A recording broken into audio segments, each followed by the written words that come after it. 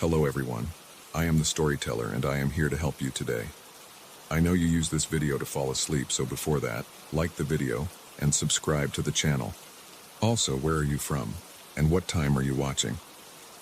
Now get comfortable and relax. The apartment smelled wrong from the first moment we crossed the threshold. Not the musty odor of disuse or the chemical tang of fresh paint, but something underneath, like copper and old paper. My wife pressed her palm against the living room wall, testing its solidity, and I watched her fingers leave temporary impressions in the surface before it smoothed itself back. She didn't notice, or pretended not to. The landlord had been remarkably eager to close the deal, his pen trembling slightly as he pushed the lease across his desk. The rent was a third of what we'd been paying in our previous place, and when I'd asked why, he'd simply said the building had a reputation for being quiet. Too quiet, he'd added, then laughed in a way that sounded rehearsed. We signed anyway. Financial desperation has a way of making you ignore the warning signs your instincts are screaming about. The first 3 nights passed in unsettling silence. The building around us seemed to exist in a vacuum. No footsteps from above, no distant televisions, no pipes groaning through the walls. Just our breathing and heartbeats, amplified in the stillness. My wife mentioned that she kept waking at 3:47 a.m., always the exact same time, with the sensation that someone had just stopped speaking. I told her it was the stress of the move, the adjustment to a new space. I didn't mention that I'd been waking at 3:47 too, my ears straining toward the bedroom wall, convinced I'd just missed hearing something vital. On the 4th night, the voices began. I was standing at the kitchen sink, water running over dirty dishes, when I heard it, muffled but distinct, coming from the wall that separated our unit from 4B. A conversation, rising and falling in natural rhythm, though I couldn't make out individual words. Just the cadence of human speech, intimate and close. I turned off the faucet. The voices continued. 2 people, maybe 3, discussing something with urgency. The tone suggested disagreement, concern, the kind of late-night debate that happens when decisions need to be made. I pressed my ear to the wall. The voices grew clearer but remained just beyond comprehension, like listening to a radio stuck between stations. I pulled back, skin prickling. The super had told us during the walkthrough that 4B had been vacant for years, ever since the previous tenant simply stopped paying rent and disappeared, leaving everything behind. The management company had cleared it out, but no one had wanted to lease it since. Something about the layout being wrong, he'd said. Doors that opened the incorrect way, windows that showed views they shouldn't. My wife appeared in the doorway, her face pale in the kitchen's fluorescent glow. She asked if I heard it too, her voice barely above a whisper, as if speaking too loudly might draw attention from whatever was on the other side. I nodded. We stood together in the kitchen, listening to the phantom conversation that shouldn't exist, until it faded sometime after midnight, stopping mid-sentence as if someone had simply walked out of range. The voices returned the next evening, and the next. Always after dark, always with that same urgent quality. We tried to ignore them, turned up the television, played music, ran the shower. But the voices persisted underneath, patient and inexorable. They never seemed bothered by our attempts at drowning them out. If anything, they grew more insistent, more audible, as if feeding off our attention. I started catching fragments, individual words breaking through the murmur. My name, my wife's profession, the street where we'd lived before. Small details that should have been meaningless, but strung together they formed a pattern. A catalog of our lives being discussed by unseen speakers. My wife stopped sleeping. She'd sit on the edge of the bed, staring at the wall, her hands pressed flat against its surface, as if she could push through to the source. The wall always felt warm under my touch, feverish, like skin stretched over something living. On the 8th night, I heard my wife's voice coming from the wall. Not beside me. I could see her sitting at the kitchen table, her real form motionless and solid, but layered beneath it, coming from 4B. The disembodied version of her was arguing with someone, her tone sharp with fear. She was saying that we needed to leave, that this had gone too far, that the instructions didn't make sense. My actual wife met my eyes across the room, her expression confirming that she heard it too. The sound of herself, speaking words she hadn't said yet or might never say, or had already said in some version of events we couldn't access. That's when we first tried to leave. The front door opened easily enough, the lock turned, the hinges swung smooth and silent, but beyond the threshold, instead of the building's hallway with its worn carpet and flickering lights, we found ourselves looking back into our apartment. The same living room, the same furniture, the same us standing in the doorway looking confused. My wife stepped through first, convinced it was a trick of perception, some kind of mirror we hadn't noticed. But her foot came down on our living room floor, and she was back inside, approaching the door from the interior again. We tried for hours. The bedroom door led to the living room. The bathroom door opened into the kitchen. Every exit circled back, a snake eating its tail, trapping us in an endless loop of our own space. The windows showed the correct view, the street below, other buildings, the night sky, but they wouldn't open. And when I pressed my hand against the glass, it gave slightly like a membrane before pushing back. The voices had been observing our attempts.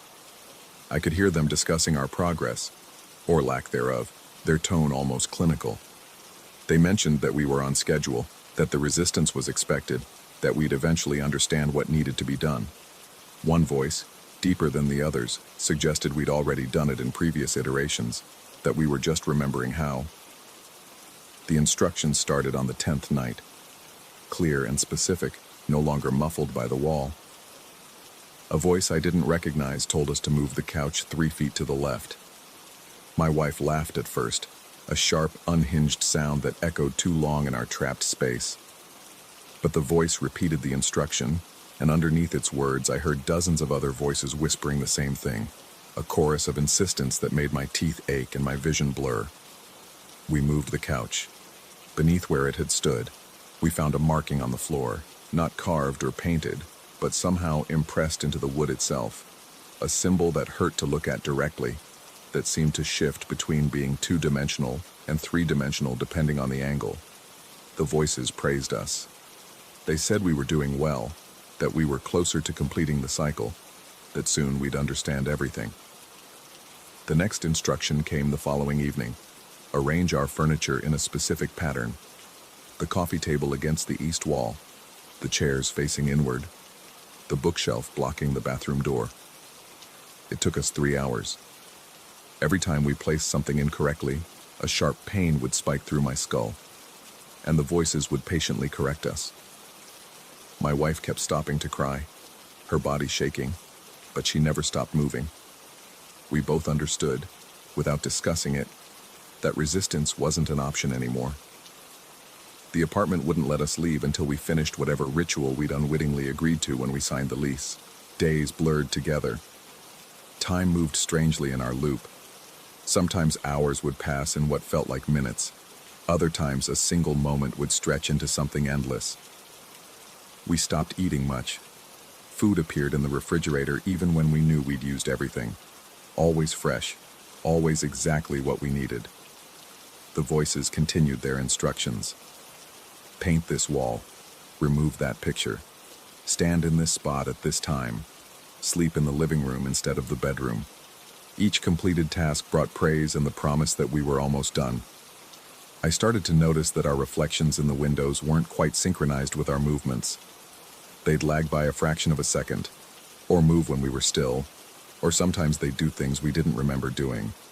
Unpacking boxes we'd already unpacked, hanging pictures that we'd taken down hours before. My wife mentioned that she'd seen herself sleeping in the bedroom while she stood in the kitchen, and when she'd approached, the sleeping version had opened its eyes and smiled before fading away.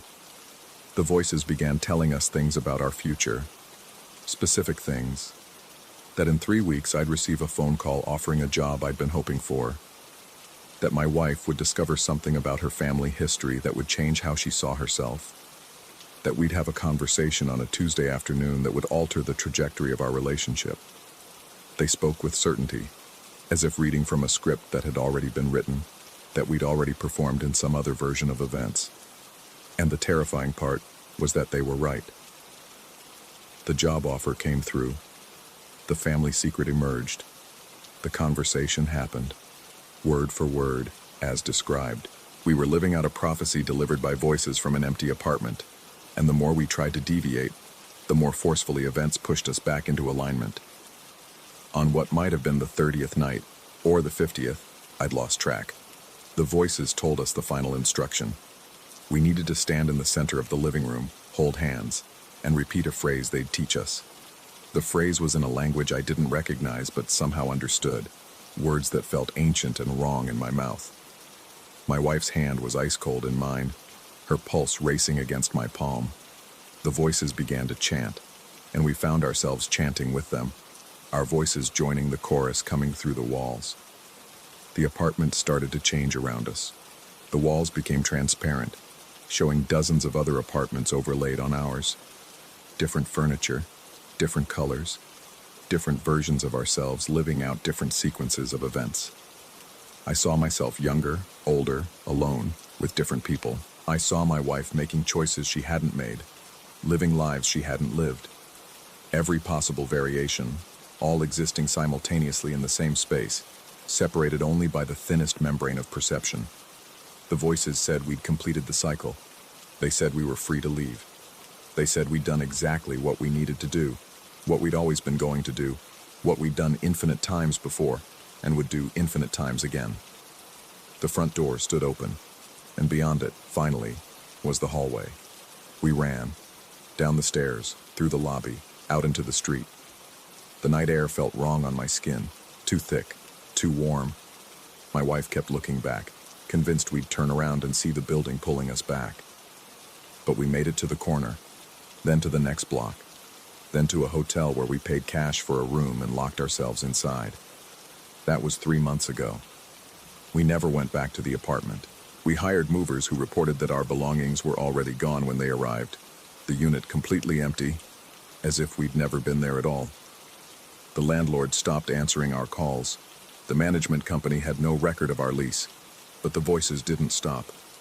They followed us, first in the hotel, then in the temporary rental we found, then in every space we've tried to occupy since. Quieter now, more distant, but always there, coming through the walls, the floors, the ceilings. Still discussing our lives, still predicting our futures, still giving instructions we can't quite refuse. Last night, they told us we'd be moving again soon, to a place with cheap rent and thin walls, where we'd hear conversations we shouldn't be able to hear, where we'd try to leave and find ourselves circling back. And the worst part, the part that keeps me awake at 3:47 a.m., listening to my wife's voice coming from impossible directions, is that they're always right. The apartment listing appeared this morning. The rent is suspiciously affordable. I've already called the landlord. We're signing the lease tomorrow. My wife asked me why we're doing this, why we can't just refuse. But I can feel it. That same inexorable pull. That sense of events already written, of a script we're compelled to perform. The voices say this is the 3rd time we've done this, or the 30th, or the 300th. They say we'll keep doing it until we get it right, until we complete the cycle correctly, until we finally understand what they've been trying to teach us. I press my hand against the wall of our current apartment, and it's warm, feverish, alive. From the other side, I hear my own voice discussing tomorrow's lease signing, describing the new place with its suspicious affordability and thin walls, speaking words I haven't said yet, but will. Words I've already said, in iterations I don't remember but somehow know occurred. The voices tell me I'm almost ready to understand, that soon I'll be on their side of the wall, joining their conversation, helping guide the next version of myself through the cycle. They say it won't hurt. They say I've done it before. My wife is sleeping now, or pretending to. I can hear her breathing, but I can also hear her voice from the walls, describing this exact moment. Me standing here, questioning everything, slowly accepting what I've always known. That we never left. That we were never meant to leave. That the apartment isn't a place but a state. and we've been inside it far longer than we realize. The voices are saying my name. They're welcoming me home. They're telling me it's time to take my place in the chorus. And the most terrifying thing is that part of me, a part that's been there all along, waiting, wants to answer. Story 2. The fog rolled in thick that morning, the kind that smelled of salt and something else. Something like old photographs left too long in the sun. I stood at my kitchen window, coffee growing cold in my hand, watching the mist devour the fishing boats in the harbor one by one. That's when I realized I couldn't remember the harbor master's face. Not clearly, just a vague impression of weathered skin and a wool cap, details that slipped away like water through cupped palms. I told myself it was nothing. Stress, maybe, the coastal air playing tricks. But the unease followed me to work, a shadow I couldn't quite shake. The library where I worked had always been quiet, but that day the silence felt different, heavier, expectant. The usual patrons didn't show. Mrs. Chen, who came every Tuesday for her mystery novels, never appeared. I caught myself trying to picture her face and finding only a blank space where her features should have been. The realization sent ice down my spine. By afternoon, I'd noticed the gaps. The small ones first. The barista at the coffee shop on Main Street. I'd bought from her for 3 years, but when I walked past, a different person stood behind the counter. A younger woman with auburn hair who looked at me without recognition when I asked about the previous employee. She insisted, with a politeness that felt rehearsed, that she'd been working there for 5 years. The coffee shop's walls bore photos of staff through the decades, but I couldn't find the face I was looking for in any of them. That evening, I went home to find my wife preparing dinner. She hummed a tune I didn't recognize, moving through our kitchen with familiar efficiency. But when I mentioned the harbor master, when I asked if she remembered Mrs. Chen from the library, she paused mid-chop, the knife hovering over half-diced onions. She said she'd never heard those names before. She said it with such certainty that I felt the floor tilt beneath me. I pulled out my phone, scrolling frantically through photos. There should have been pictures from last month's harbor festival, dozens of them. The whole town gathered on the pier, faces illuminated by fireworks. But the images showed only empty stretches of boardwalk, the night sky exploding in color above deserted wooden planks. My wife appeared in some shots, standing alone, smiling at nothing. The wrongness of it made my hands shake. That night, I lay awake listening to the foghorn's mournful cry from the lighthouse, the old one, abandoned for years now, standing sentinel at the rocky point beyond the harbor. The sound seemed different, almost like a voice calling across vast distances. My wife slept peacefully beside me, but I found myself studying her face in the darkness, memorizing every line and curve, seized by an irrational fear that I might forget her too. The next morning brought fresh horror. I found my colleague at the library, a young man who'd worked the reference desk for 2 years, sitting in what had always been his spot. But when I greeted him by name, he looked at me with polite confusion. He introduced himself as if we'd never met, shook my hand with the formal awkwardness of strangers. The name tag on his desk read the same name I'd just spoken, but he had no memory of our conversations, of the hundreds of small interactions that make up a working friendship. I checked the staff records in the back office. His file showed he'd been hired only a week ago. The fear that had been building in my chest since yesterday crystallized into something sharper, more terrible. I spent my lunch break walking the town, cataloging the empty spaces. The pharmacy where old Mr. Rodriguez used to hold court was now run by someone who claimed to be the original owner's grandson. Except I distinctly remembered Mr. Rodriguez telling me he had no children. The elementary school playground, usually alive with noise during recess, sat empty at noon. When I asked a passerby about it, she informed me, with a slight frown as if I'd asked something absurd, that the school had been closed for budget cuts 3 years ago. But I remembered walking past it just last week, hearing the laughter of children at play. By evening, the town felt like a stage set with half the props removed. Familiar streets looked subtly wrong. Houses stood where I didn't remember them. Stores had different names, different inventories. The people I passed had faces that wouldn't quite stick in my memory. features that blurred even as I looked at them. I drove home along the coast road, and that's when I saw the lighthouse. It stood against the darkening sky, its paint peeling, windows dark for decades. But something drew my attention to it, a pull I couldn't explain. The fog was rolling in again, thick and luminous in the fading light, and through it I could just make out something carved into the lighthouse's exterior wall. Names, hundreds of names, maybe thousands, scratched into the old stone and painted wood. Even from the road, I could see them covering every surface, layer upon layer of desperate inscription. I pulled over without thinking, drawn by a compulsion I couldn't name. The lighthouse stood on a rocky promontory, accessible only by a narrow path that wound down from the road. The state had condemned the structure years ago, put up a fence with warning signs, but someone had cut through the chain link. The opening gaped like a mouth. The path down was treacherous with loose stones and scrub brush. The fog grew thicker as I descended, muffling sound until all I could hear was my own breathing and the distant crash of waves against rocks. The temperature dropped. My skin prickled with goosebumps that had nothing to do with the cold. The lighthouse loomed above me, massive and decrepit. And the names. God, the names. They covered every inch of the exterior, some carved deep, others barely scratched into the surface. Some fresh, the stone around them still pale. Others so weathered they'd nearly faded away.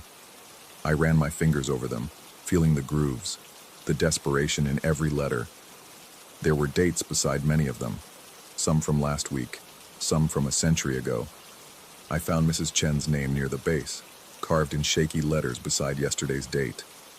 The harbor master's name was there too, and the barista's, and dozens of others I half recognized, names that sparked dim memories of faces I could no longer quite picture. The door to the lighthouse hung crooked on rusted hinges. It scraped open at my touch, revealing darkness that seemed to breathe. Every instinct screamed at me to leave, to run back to the car and drive away and never look back. But I stepped inside. The interior was worse than the exterior.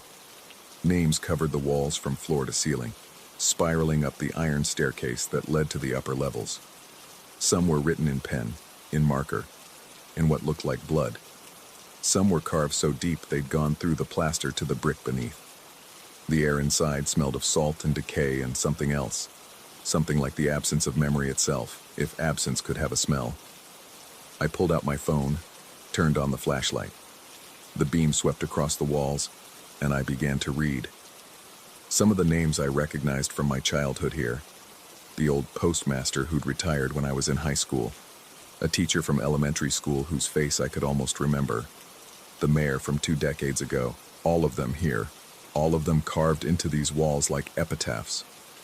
But it was the recent ones that made my breath catch. My colleague from the library, his name fresh and deep in the plaster near the door. The young couple who'd moved in next door last spring. I'd forgotten them entirely until I saw their names, and even then the memories were slippery, uncertain. And then I saw it, my own name, carved high on the wall near the stairs, the letters rough and hurried as if made in panic. But that was impossible. I hadn't been here before. I hadn't carved anything. The date beside it was from 2 weeks ago. My hands started shaking so hard I nearly dropped the phone. The lighthouse suddenly felt smaller, the walls pressing in. I stumbled backward, and that's when I noticed the second inscription.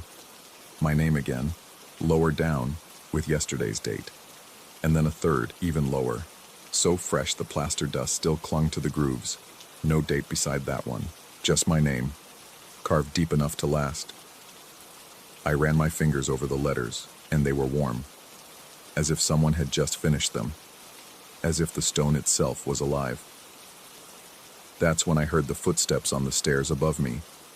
Slow, deliberate steps descending from the upper levels. I swept my flashlight beam up the spiral staircase, but the light seemed to die in the darkness, revealing nothing.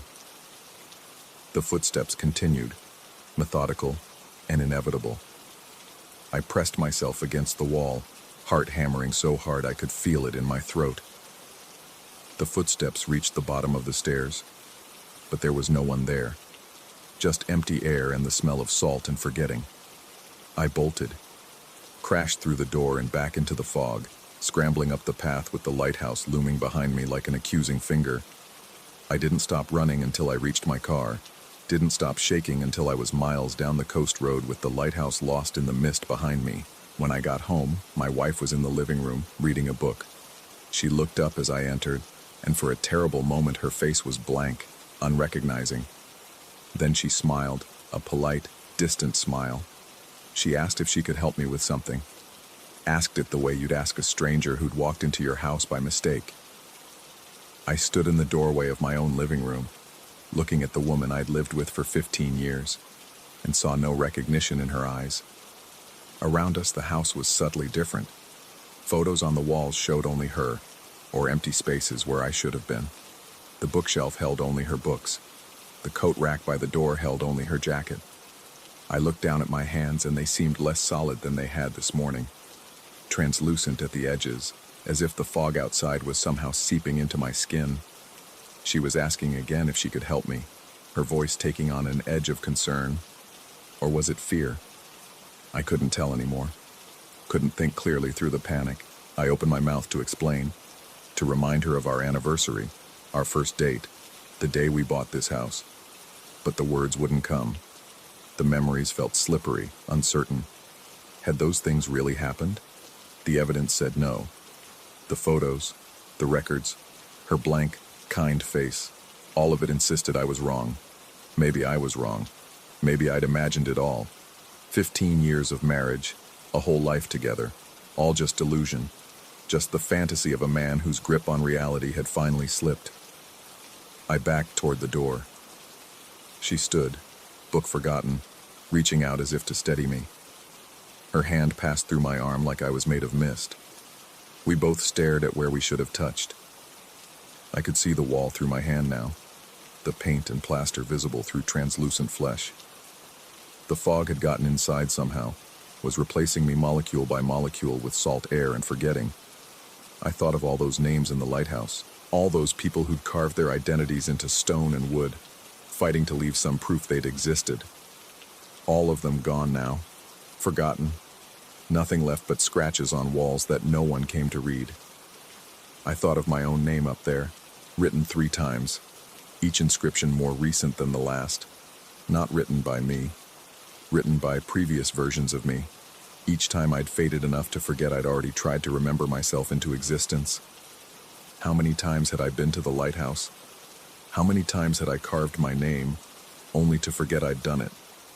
How many times had I stood in this living room, watching my wife fail to recognize me, feeling myself dissolve into the fog? The last thought I had, before the fog took even that, was that somewhere in town, at this very moment, someone else was probably noticing the gaps. Probably wondering why they couldn't remember their neighbor's face, probably starting down the path I'd walked, toward a lighthouse full of names, and the terrible understanding that comes too late. And tomorrow, when they reached for the memory of this moment, it would be gone. They'd be starting fresh, noticing the strangeness for the first time, beginning the cycle again. The fog rolled in thick through the open door. My wife stood in the living room, alone, wondering why she'd felt compelled to get up, wondering at the faint sound of footsteps fading into mist, wondering briefly if she'd forgotten to close a window. Then she sat back down with her book, the moment already dissolving. Outside, the lighthouse horn called across the water, mourning for all the names no one would ever read.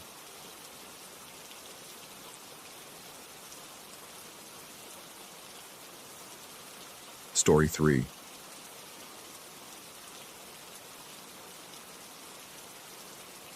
The heart beats wrong, not arrhythmically.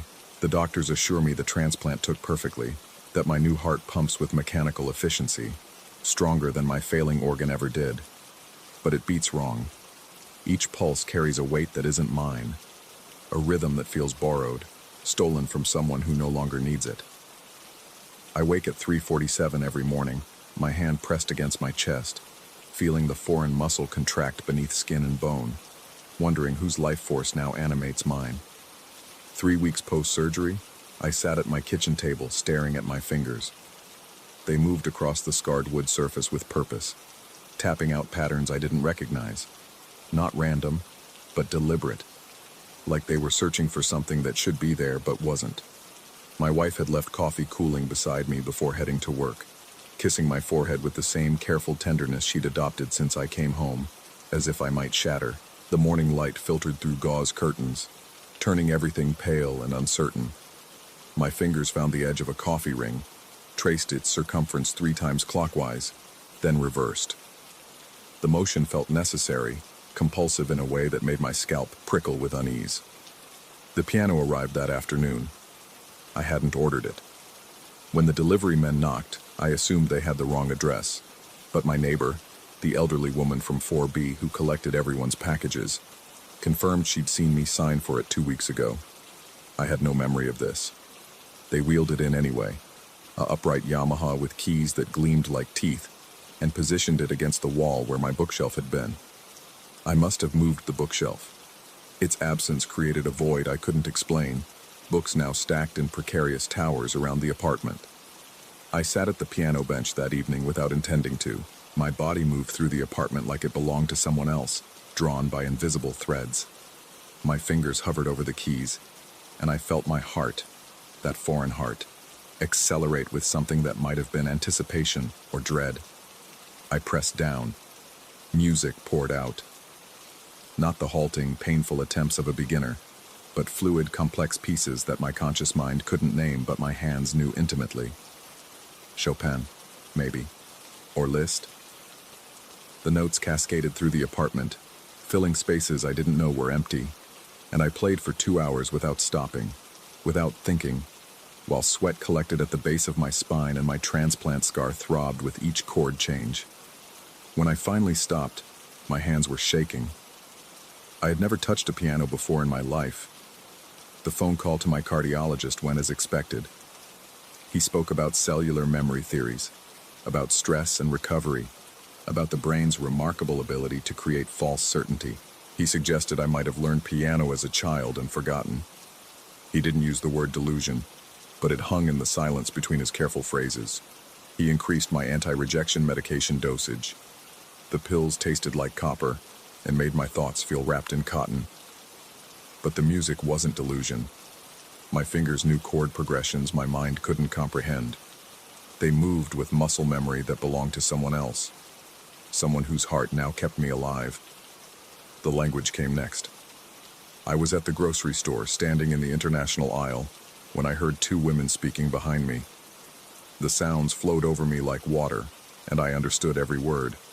The complaint about rising prices, the question about where to find tahini, the casual gossip about a mutual acquaintance's divorce. I turned and responded before I could stop myself, offering directions to the Middle Eastern section in flawless, fluent Arabic. Their surprise mirrored my own horror.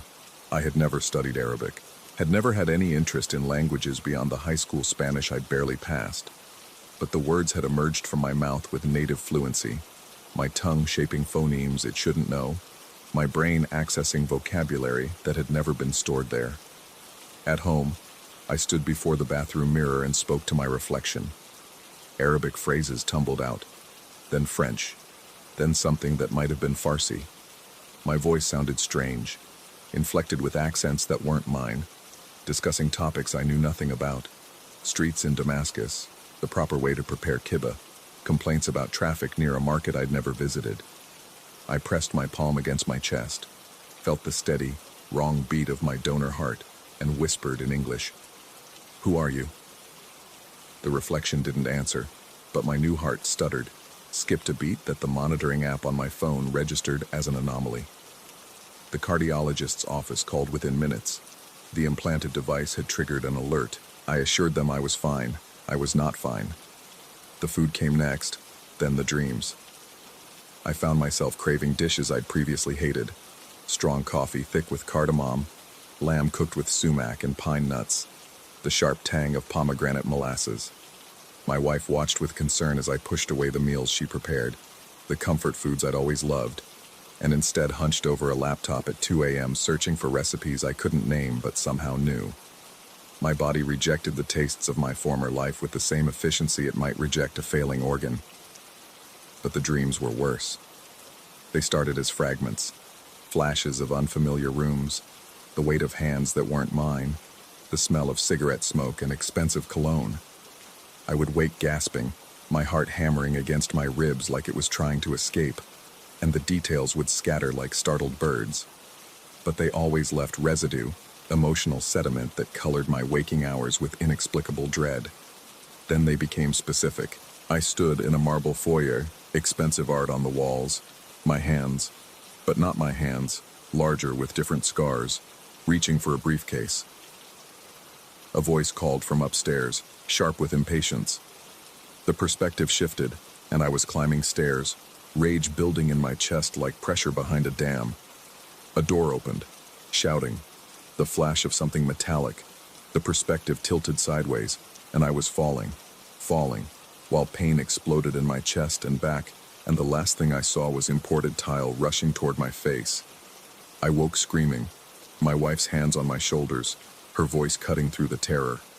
She held me while I shook, while the borrowed heart in my chest beat its wrong rhythm, while I tried to explain dreams that felt less like imagination and more like playback. The psychologist my cardiologist referred me to had theories about trauma integration, about the mind processing the violation of surgery, about survivor's guilt manifesting as identification with the donor. She prescribed medication for nightmares. She didn't understand. These weren't nightmares. They were memories. I started researching. The hospital wouldn't release donor information. Confidentiality laws, they explained with bureaucratic sympathy. But I had details now. The dreams provided specifics. A home with distinctive architecture, artwork I could describe, a voice with a particular timbre, the layout of rooms I'd never physically entered. I spent days scrolling through real estate sites, news archives, obituaries. His name had been Khalil. The obituary was brief, clinical, unexpected cardiac event. Services private. No mention of circumstances that felt increasingly suspicious as the dreams continued. No investigation into why a healthy man in his 40s would suffer sudden heart failure. No questions about the shouting, the rage, the flash of metal my dreams insisted had preceded his collapse. I found his address through property records, an upscale neighborhood 40 miles away, houses set back from the road behind iron gates and manicured hedges. I drove there on a Tuesday afternoon, telling myself I was being ridiculous, that I was investigating dreams, following the paranoid delusions of a mind altered by surgery and medication. The house matched perfectly. Every detail from my dreams, the stone facade, the curved driveway, the fountain with its bronze dolphins. I sat in my car across the street, engine running, while my heart tried to hammer through my sternum. A woman emerged from the front door, elegant in black despite months having passed, and I recognized her from dreams where she'd been angry, accusatory, alive with fury. She was his widow. The dreams made that clear now. Dreams where she'd discovered financial irregularities, where shouting had escalated, where trust had shattered. Dreams where I'd seen her face twisted with betrayal just before the pain, the fall, the tile rushing up. Had it been murder? Had someone wanted Khalil dead, staged a heart attack, and now that heartbeat in my chest, carrying fragments of his final moments? I followed her. Not consciously at first. My car simply pulled away from the curb when she drove past, maintaining distance, turning when she turned. She led me to a cemetery on the edge of town, walking between rows of headstones to one marked with fresh flowers. She stood there for 20 minutes while I watched from behind an oak tree, feeling simultaneously like a stalker and like I had every right to be there, visiting the grave of the man whose heart kept me alive. When she left, I approached the stone. His name, his dates, a brief inscription about beloved husband. Nothing about the circumstances. Nothing truthful. That night, the dreams showed me more. A man in the marble foyer, someone I recognized from other dreams, Khalil's business partner, face usually smiling but now cold. An argument about money, about betrayal, about secrets that needed to stay buried. The metallic flash resolved into a syringe, its contents pushed into an IV line during what should have been a routine medical procedure. The manufactured heart attack, The perfect crime. I woke knowing his name, Garrett. I woke knowing he'd killed Khalil for money, for control of their company, for secrets I couldn't quite access but that lurked in my borrowed memory like shadows. I woke knowing he'd been following me. The signs had been there, subtle at first. A car idling too long on my street. Someone in the grocery store who seemed familiar but out of context. Footsteps behind me that matched my pace too perfectly, then disappeared. I'd attributed it to paranoia, to post-surgical anxiety, to the side effects of medications that made my thoughts feel borrowed and strange. But the dreams insisted otherwise. They showed me Garrett's face in crowds, in reflections, always watching. They whispered that he'd been monitoring the hospital, tracking transplant recipients, waiting to see if any would manifest the impossible, if Khalil's memories would surface in someone else's consciousness. I started seeing him everywhere. At the coffee shop where I'd begun buying thick Arabic coffee, sitting 3 tables away with a newspaper held too high. At the cemetery when I returned to Khalil's grave, standing behind a mausoleum, face half hidden. In my neighborhood at dusk, walking past my building with deliberate casualness. Or was I imagining it? The medications made everything feel uncertain. Reality and delusion bleeding into each other. My wife suggested I was fixating, that the stress of recovery was manifesting as paranoid delusions. She held my hands when they shook, reminded me that cellular memory wasn't scientifically supported, that dreams were just dreams. But at night, when she slept and I lay awake feeling the wrong heartbeat in my chest, I played piano in the dark. My fingers found complex pieces without error, and I spoke to myself in languages I'd never learned, and I tasted phantom flavors of foods I'd never eaten, and I knew these weren't delusions. The heart remembered. Khalil remembered. Through me, through this borrowed muscle pumping borrowed blood, he was trying to tell his story. I started documenting everything. The dreams, the details, the faces. I compiled evidence of the financial irregularities I somehow knew about. Numbers and account transfers I shouldn't understand but did. Business deals that had enriched Garrett while destroying Khalil. I didn't know how I knew these things. The knowledge simply existed in me now, accessed through pathways that shouldn't exist. Synapses firing across the space between memory and matter. My wife found the documentation. She looked at me with something between pity and fear, and suggested I needed help beyond what my current doctors could provide. She mentioned psychiatric facilities with gentle euphemism, speaking to me the way she'd speak to someone fragmenting at the edges. Maybe I was. I couldn't tell anymore where I ended and Khalil began. His preferences had become mine. The coffee, the music, the language, even the way I moved through space felt borrowed now. I caught myself making gestures that weren't mine, standing with a posture that belonged to someone 3 inches taller, reaching for cigarettes I'd never smoked. The boundary between us had eroded, worn down by each beat of his heart in my chest. The night everything crystallized, I was playing piano at 3 a.m. A Rachmaninoff piece my fingers knew, but my mind couldn't name. The music filled the apartment, complex and mournful, and I didn't hear the door until it was too late. Garrett stood in my living room, or someone who looked like Garrett. The face from my dreams made flesh, or a figment of my fracturing psyche given form. He was both there and not there, solid, yet somehow uncertain, like he existed in the space between reality and delusion.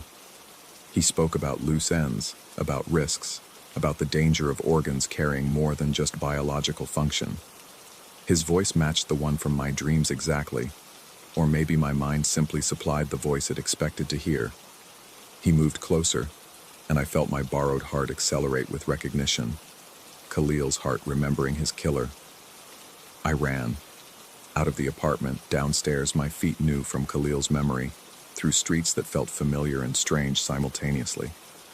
Behind me, footsteps echoed, or maybe just the percussion of my own panic, my own borrowed heartbeat amplified into pursuit. I ran until my lungs burned and my transplant scar pulled tight, until I found myself at the cemetery again, among the dead who definitely no longer needed their hearts. I collapsed at Khalil's grave, pressing my palm against the earth, feeling my borrowed pulse hammer against my ribs. Was Garrett really chasing me? Or was I fleeing phantoms born from trauma and medication? Were the memories real? Or had my recovering brain constructed elaborate delusions to explain the strange new person I'd become after surgery?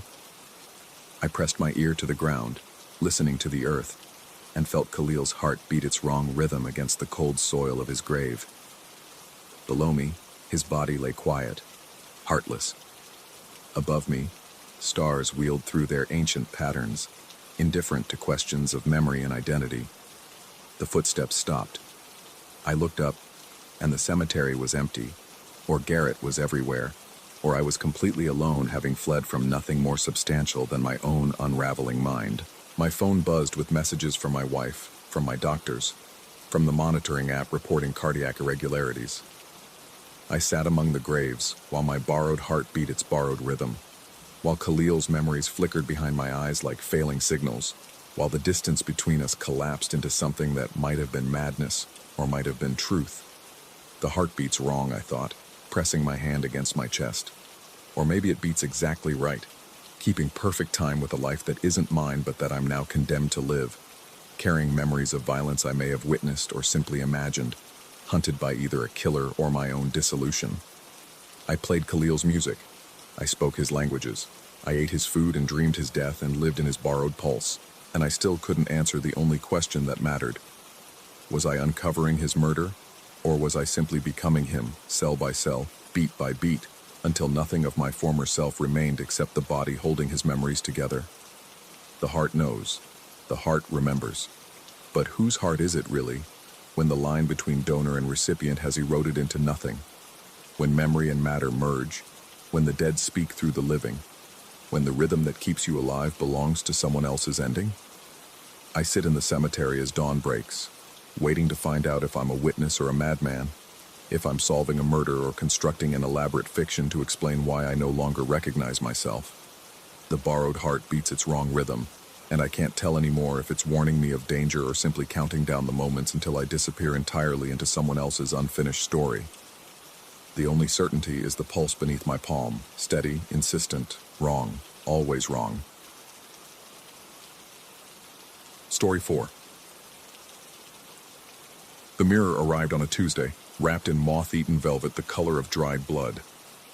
I hadn't expected anything from Uncle Bartholomew's estate.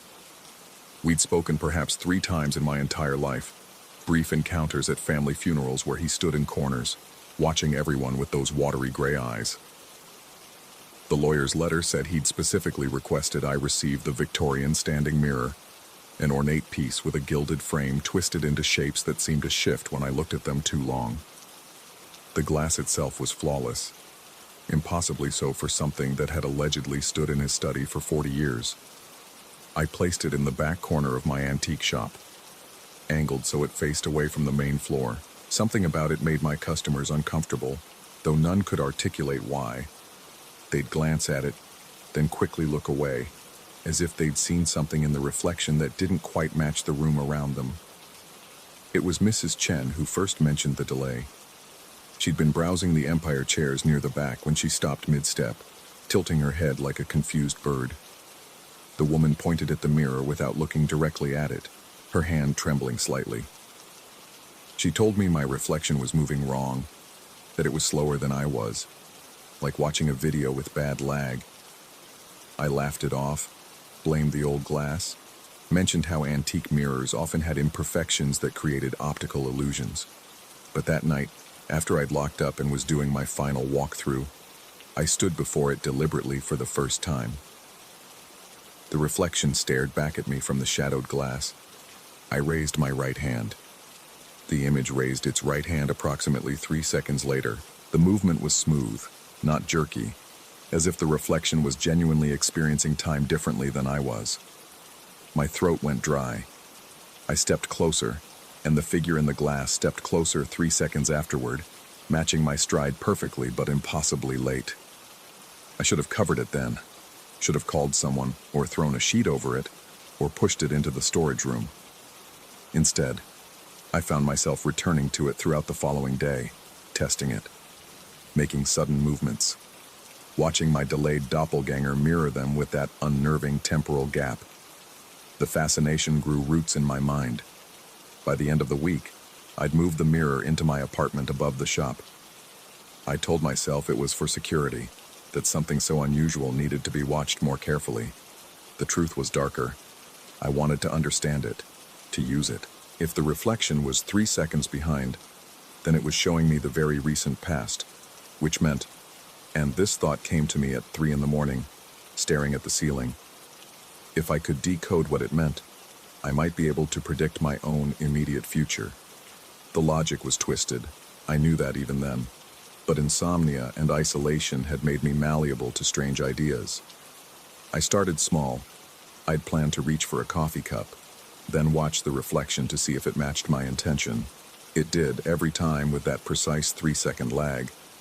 I'd decide to scratch my nose, and 3 seconds later, my reflection would scratch its nose.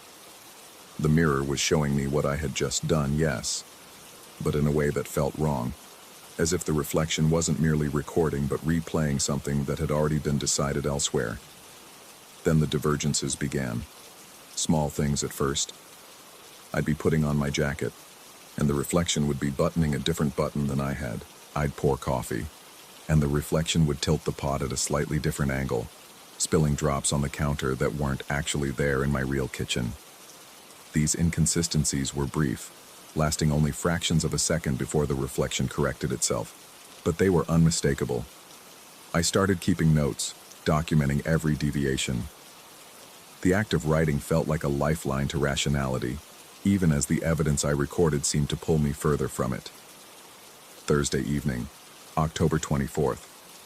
Reflection picked up phone receiver that I didn't touch. Reflection's expression was different, harder somehow. Saturday morning, October 26th. Reflected version of apartment showed picture frame tilted that is straight in reality. When I approached mirror, reflection seemed to notice me several seconds before it should have. Monday night, October 28th. Reflection was in different clothes, only for a moment, but certain, was wearing the gray sweater currently in my laundry basket. The shop began to suffer. I'd forget to unlock the door some mornings, would lose track of customers mid-sentence. My mind pulled back to the apartment upstairs, to the mirror, to the growing certainty that something was fundamentally wrong with what I was seeing. My reflection had started to look at me differently, its expressions not quite matching mine even when accounting for the delay. There was a calculating quality to its gaze, an awareness that seemed to exist independent of my own consciousness. I stopped sleeping near the mirror, started keeping it covered with a heavy blanket during the night, but I could feel it there, a presence in the darkness, showing something to an empty room. The nightmares started soon after, dreams where I walked through my apartment and saw myself everywhere, in every reflective surface, all slightly out of sync, all watching me with those evaluating eyes. I'd wake with my heart slamming against my ribs, the blanket thrown off the mirror though I was certain I'd secured it, the glass showing my sleeping form still in bed when I was clearly standing across the room. On November 2nd, the reflection showed me something that made my blood turn to ice water. I'd been standing in the kitchen, chopping vegetables for a meal I no longer remember making. The knife in my hand was sharp, a Japanese chef's blade I'd purchased years ago. I glanced toward the mirror, which I'd positioned to face the kitchen doorway, and saw my reflection standing in the same spot, holding the same knife. But the reflected me wasn't chopping vegetables. The reflected me was walking toward the shop door, knife in hand, a terrible purpose written across features that were mine but weren't. The expression was one I'd never worn, a cold determination that seemed to belong to someone else entirely. The reflected me reached for the door handle, and for those 3 impossible seconds, I watched as if I were witnessing my own future. A future where I walked out into the street with a weapon, an intent that felt both foreign and somehow inevitable. Then the 3 seconds passed, and I was still in my kitchen, knife hovering above half-chopped carrots.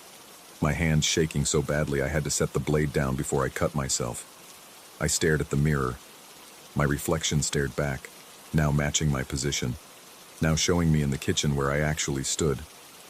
But something had changed in its eyes, a knowledge that it had shown me something, revealed something, and that revelation couldn't be taken back. The next divergence happened that very night. I'd been trying to sleep, the mirror covered but present, when I heard movement downstairs in the shop. My first thought was a break-in, and I grabbed my phone, ready to call the police. But as I crept down the stairs, I saw something that made me question whether I was still asleep and dreaming. Someone was moving through the shop floor, visible only in brief glimpses between the furniture and display cases.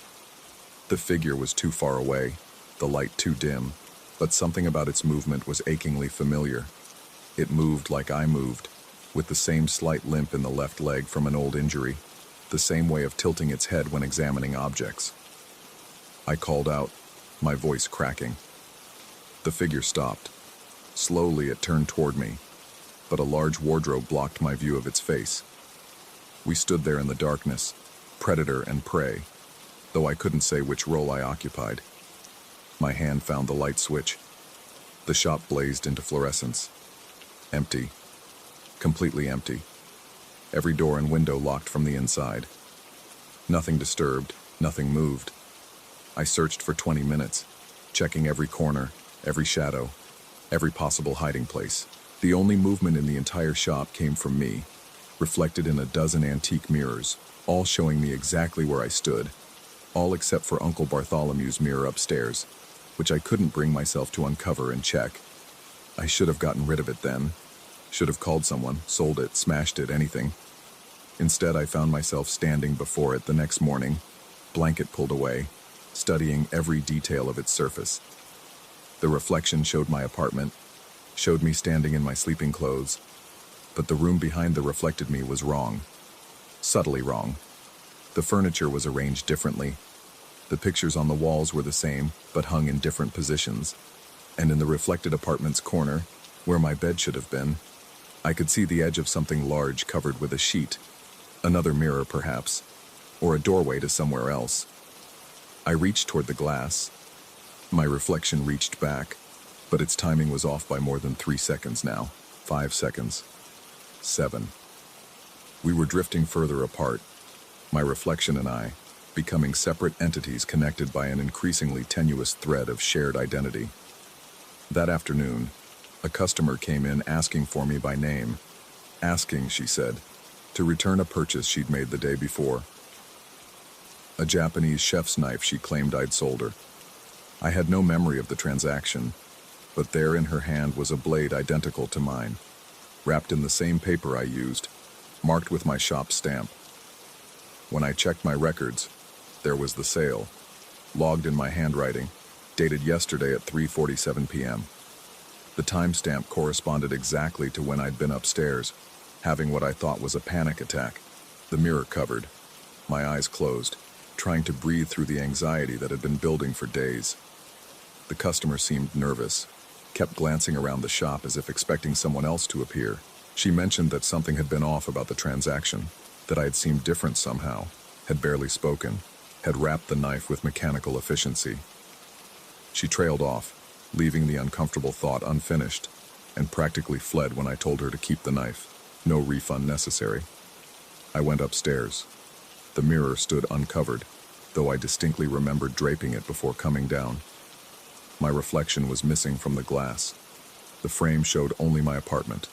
Empty, the furniture in those slightly wrong positions, the afternoon light coming from an angle that didn't match the actual sun's position. For 5 minutes, I stood before that mirror, waiting for my reflection to return, my heart beating so hard I thought it might crack my ribs. When the figure finally appeared, it approached the glass from deep within the reflected apartment, walking slowly, deliberately, its features obscured by shadow until it stood exactly where I stood. It was my face, but the eyes were all wrong. The expression was all wrong. This wasn't a reflection anymore, if it ever had been. This was something else, something that wore my features like a poorly fitted mask, something that had learned my movements and mannerisms by watching me through the glass, but hadn't quite mastered the soul behind them. The thing in the mirror smiled at me. I didn't smile back. That night I dreamed I was trapped inside the mirror, pressing against the glass from the inside, watching myself move through my apartment with that same mechanical efficiency, organizing my possessions, preparing for something.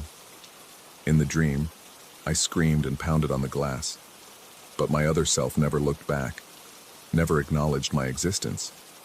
When I woke, my hands were bruised and my throat was raw, and there were fingerprints on the inside of the mirror's glass, smudged and desperate, that hadn't been there when I'd gone to sleep. The police came by that afternoon. Routine questions, they said. Several neighbors had reported seeing someone matching my description in places where I shouldn't have been, at times that didn't align with where I claimed to be. A woman 3 blocks over mentioned someone who looked exactly like me had been standing in her backyard at midnight, just standing there, staring at her kitchen window. A bodega owner swore I'd come in at 4 in the morning, bought nothing, just walked through the aisles touching items with an expression he described as studying, like a scientist with lab rats. I had alibis for some of these sightings, but not all. Time had started slipping for me, hours passing in what felt like minutes, my memories full of gaps and inconsistencies. The officer's questions felt like they were coming from very far away, and I caught myself answering in a voice that didn't quite sound like mine, using words I didn't remember choosing. After they left, I climbed the stairs to my apartment with legs that felt like they belonged to someone else. The mirror waited, uncovered, always uncovered now, no matter how many times I draped it. The reflection showed me approaching, but I was approaching from a different angle than I actually walked. The 2 paths converged at the mirror's surface, 2 versions of the same person meeting at a membrane between worlds. I pressed my palm against the glass. Cold. So cold it burned. My reflection pressed back, and for a moment, just a moment, I felt another hand on the other side, felt the push of fingers that weren't my fingers, felt the pressure of something trying to come through while something else was being pulled in. The glass between us felt thinner than paper. That was 3 days ago. Or maybe it was 3 weeks. Time doesn't work right anymore. The mirror is always uncovered now, always showing me things I haven't done yet or did do but can't remember doing. I see myself in the shop below, interacting with customers I don't recall meeting. I see myself walking through streets I don't remember visiting. I see myself standing in strangers' yards at night, in parking lots at dawn, in the back rooms of other antique shops, always watching, always studying. Sometimes I try to leave the apartment, but I find myself stopping at the door, unable to remember why I wanted to go out. It's safer here, in this room, away from the world where my other self is walking around, learning to be me better than I ever was. The mirror shows me the truth now, without pretense. The reflected apartment is becoming more solid while mine grows dim and translucent. Objects in the reflection have weight and presence. Objects in my hands feel light and unreal, like stage props. I spend my days watching through the glass as my other self lives my life with disturbing competence. It runs the shop better than I did, smiles at customers with perfect warmth, maintains the books with meticulous care. No one seems to notice the difference. Or perhaps there is no difference anymore. Perhaps that thing was always me, and I was always just the reflection, the 3-second delay, the ghost image that was never quite real to begin with. Yesterday, or what I think was yesterday, I saw Uncle Bartholomew in the reflected shop. He stood in the corner where the mirror used to be, watching my other self with those watery gray eyes, a slight smile on his pale lips. He looked exactly as I remembered from those funeral encounters, except he seemed more solid than anything else in my fading world, more present, more real. He was also visible in my side of the mirror, standing in that same corner of my apartment, and when I turned to look directly at him, he was there, impossibly there, not 3 seconds delayed, but immediate and actual. He spoke to me then, his voice like wind through a crack in old wood, and he explained about the inheritance, about the mirror, about the choice that wasn't really a choice. He told me every reflection creates a debt, that every time we see ourselves in glass, we're making a copy that wants to be real, and given time and the right mirror, given the right conditions and the right weakness in the person standing before it, that copy will find a way through. Uncle Bartholomew was still talking, but I couldn't hear him anymore over the sound of my own breathing, which seemed to be coming from both sides of the mirror at once, mine and my reflections, synchronized at last after all this time out of sync. I'm writing this now in case someone finds it, though I'm not sure if these words are appearing on paper or on glass. The boundary between them has worn so thin. My other self is upstairs now. Or am I upstairs? The geography doesn't make sense anymore. We're approaching each other through our respective apartments, moving toward the mirror from opposite sides. And when we meet at the glass, I don't know which one of us will pass through, and which will remain trapped in the reflection. Maybe it doesn't matter. Maybe we've both been trapped from the beginning, both reflections of something else that wore Uncle Bartholomew's face, that will wear mine next, that has been passing itself along through generations like a virus, spreading through the medium of mirrors and vanity and the human inability to look away from our own faces. The glass is so thin now I can barely tell which side I'm on. My reflection is reaching for the surface, and so am I. And our fingers are about to touch, and I can't tell anymore if I'm the one trying to escape or the one keeping someone else imprisoned.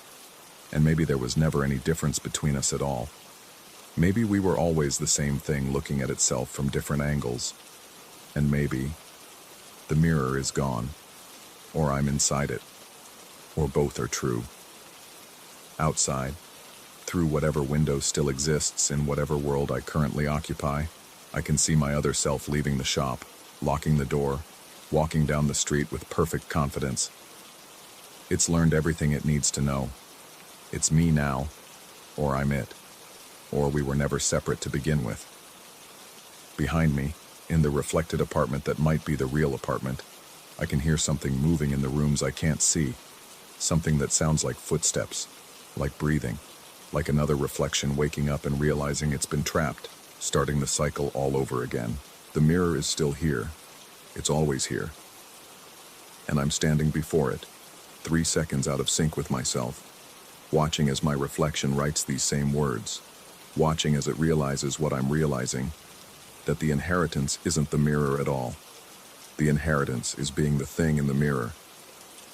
And Uncle Bartholomew is smiling in the corner, still watching, always watching, waiting to see which one of us will understand first that we're both already gone. I can see my reflection now, and it can see me, and we're both reaching for the glass, and we're both equally certain that we're the real one. And maybe that's the most terrifying truth of all, that there's no way to know, no test that can tell us which side of the mirror is the prison and which side is the world. The glass is breaking, or I'm breaking, or both are true, and somewhere, in some apartment that might be mine, or might be a reflection of mine, or might be neither, the mirror is waiting for the next person to stand before it, 3 seconds out of sync with their own life, counting down to the moment when they realize they've been moving through a reflection all along, that the real them passed through the glass long ago, and what remains is just an echo learning to pretend it was ever alive at all.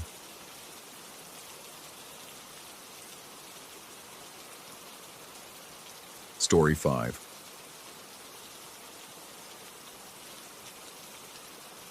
The tape arrived on a Thursday in a manila envelope with no return address, postmarked from somewhere in rural Oregon. I found it wedged between bills and promotional materials in the production studio mailbox, the kind of anonymous submission we received weekly from armchair detectives and conspiracy theorists. Most ended up in the trash. This one should have joined them. I'd been producing Echoes of Violence for 3 years, a true crime podcast that had grown from a side project into something approaching legitimate journalism. We specialized in cold cases from the 70s and 80s, the kind of stories that haunted small towns and never made it beyond local newspapers. The work was methodical, occasionally tedious, but there was satisfaction in giving voice to the forgotten. The envelope contained a single cassette tape, the plastic case cracked with age, and a handwritten note on yellowed paper. The handwriting was precise, almost mechanical. Interview with subject, November 1979. Never released to public. Thought you might find this interesting for your show. No signature, no context, no explanation of how this person had obtained what appeared to be evidence from a decades-old investigation. I should have been more skeptical. Professional caution should have overridden curiosity, but we'd been struggling with content, and the allure of something genuinely undiscovered was too strong. I loaded the tape into our vintage player, the one we kept for archival material, and pressed play. Static filled the studio, a hissing blanket of white noise that seemed to press against my eardrums with unexpected pressure. Then a voice emerged, male, calm, conversational. The audio quality was poor, warped by time and degraded magnetic tape, but the words came through clearly enough. The speaker described his crimes with the detached precision of someone discussing a hobby, technical details delivered in a monotone that somehow made the content more disturbing than any theatrical affect could have achieved. I listened to the entire 43 minutes in the dimly lit studio, long after my co-host had left for the evening. There was something hypnotic about the recording, a quality I couldn't quite identify that kept pulling my attention back even when my mind wanted to wander. The voice seemed to exist in multiple registers simultaneously, the surface meaning clear but something else lurking beneath. Like harmonics you feel more than hear. We aired the episode 2 weeks later, after I'd managed to verify through courthouse records that the speaker had indeed been a suspect in a series of crimes from that era, though he'd never been formally charged. The story fit our format perfectly. An unsolved mystery, a glimpse into a disturbed mind, and the tantalizing possibility of new information coming to light. I'd edited carefully, removing the most graphic descriptions while preserving the unsettling atmosphere of the original recording. The response was immediate and overwhelming. Within hours of publication, our email and social media channels flooded with messages. Listener engagement had always been strong, but this was different. The messages weren't the usual speculation about suspects or praise for our research. They were reports. People claimed that after listening to the episode, they'd experienced phenomena in their homes. Objects displaced from where they'd been left. Electronics malfunctioning in coordinated patterns. The overwhelming sensation of being watched from spaces that should have been empty.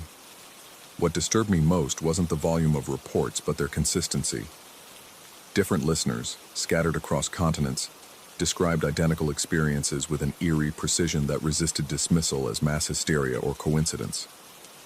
One message, from a listener in Vermont, described waking in the night to find every door in her apartment standing open, despite having locked them before bed. Another, from Australia, reported that his television had turned on by itself to static, the volume gradually increasing until it filled his apartment with white noise identical to the opening of our episode. A teacher in Japan wrote about coming home to find her furniture rearranged in a perfect circle, all pieces facing inward toward an empty center point. I tried to rationalize. Viral marketing had conditioned audiences to participate in collective narratives. People wanted to be part of something larger than themselves, and the human mind was remarkably skilled at manufacturing experiences to fit expected patterns. But the reports kept accumulating, and their specificity began to erode my skepticism. The first night I experienced it myself, I'd convinced myself that stress and lack of sleep were manufacturing false perceptions. I'd been working late in my apartment, reviewing listener messages, when the temperature dropped so suddenly I could see my breath. The heating system should have been running, but the air carried a quality beyond mere cold, a thickness that seemed to resist my movements through it. Then I felt it, the unmistakable sensation of being observed, not the vague unease of imagined scrutiny, but the visceral certainty of another presence occupying space that should have been mine alone. My peripheral vision caught movement, shadows shifting in ways that didn't correspond to any light source. When I turned to look directly, nothing was there, but the impression of absence felt somehow worse than finding something tangible. I told myself it was suggestion, my mind primed by days of reading similar accounts, but that explanation felt increasingly hollow as the nights progressed. The phenomena escalated gradually, almost experimentally, as if something were learning the boundaries of what it could affect. Objects I'd left on my desk would migrate to different rooms. My laptop would wake from sleep mode to display static patterns I hadn't accessed. The apartment developed cold spots that moved rather than remaining stationary, always positioned just beyond my direct line of sight. My co-host noticed the deterioration before I did. She mentioned that I looked exhausted, that my focus during production meetings seemed scattered. When I tried to explain what had been happening, the words felt absurd, leaving my mouth. The narrative of a mind unraveling rather than anything approaching objective reality. She suggested gently that perhaps we should take the episode down, give the situation time to settle, let the viral fervor dissipate naturally. But the episode had already spread beyond our control. Listeners had downloaded it, shared it across platforms, embedded it in playlists and forums. Removing it from our official feed would accomplish nothing. The recording existed now in digital perpetuity, reproducing across servers and devices, played and replayed in bedrooms and cars and offices around the world. I became obsessed with understanding. If something was happening, there had to be a mechanism, a rational explanation that didn't require abandoning everything I understood about how reality functioned. I had the tape analyzed by an audio forensics expert, a friend from my journalism school days who owed me a favor. What she found made the situation exponentially worse. Beneath the audible conversation, embedded in frequencies below normal human hearing, the recording contained patterns, not random noise or equipment artifacts, but structured sequences that repeated throughout the 43 minutes. She showed me the spectrogram, peaks and valleys forming arrangements too precise to be accidental. The patterns synchronized with the speaker's words, creating a layered communication that operated on multiple levels simultaneously. She asked where I'd obtained the recording, her voice carrying an edge I'd never heard before. When I couldn't provide a satisfactory answer, she suggested, in terms that left no room for misunderstanding, that I destroy every copy and never play it again, but she wouldn't explain why. Only that audio containing such patterns shouldn't exist, that the technology required to create them wouldn't have been available in 1979. That night, I listened to the original tape again, alone in the studio, headphones sealing me in with the voice and whatever else lurked in its frequencies. I needed to understand what I'd unleashed. The speaker's words took on new dimensions, meanings shifting depending on where I placed my attention. He spoke of doors and thresholds, of things that waited in spaces adjacent to our own, patient and eternal. His crimes, I realized, might have been less about the acts themselves than about creating specific conditions, arrangements of violence and fear that could thin the barriers between states of being. The understanding came with a visceral horror that bypassed rational thought entirely. Every time the episode played, those patterns propagated through the air and into the ears of listeners, each playback strengthening something that had been growing since 1979, perhaps longer. We hadn't discovered a recording. We'd activated a mechanism, turned a key in a lock that had been waiting decades to open. I tried to issue warnings, to tell listeners what we'd found, but the attempts felt futile. The episode had achieved a momentum beyond my ability to control. People shared it as a curiosity, as entertainment, as a participatory horror experience. Each new listener became another node in an expanding network, another aperture through which something could observe our world. The presence in my apartment grew bolder. I would wake to find myself standing in rooms I didn't remember entering, my body positioned in postures I hadn't chosen. The mirrors began showing reflections that didn't quite synchronize with my movements, delayed by fractions of seconds that stretched subjective time into uncomfortable new dimensions. Sounds filled the space, whispers in frequencies that existed just at the edge of perception. Words I couldn't quite distinguish but understood instinctively communicated meaning. My co-host stopped returning my calls. Friends expressed concern that escalated into distance when I couldn't moderate my intensity about the situation.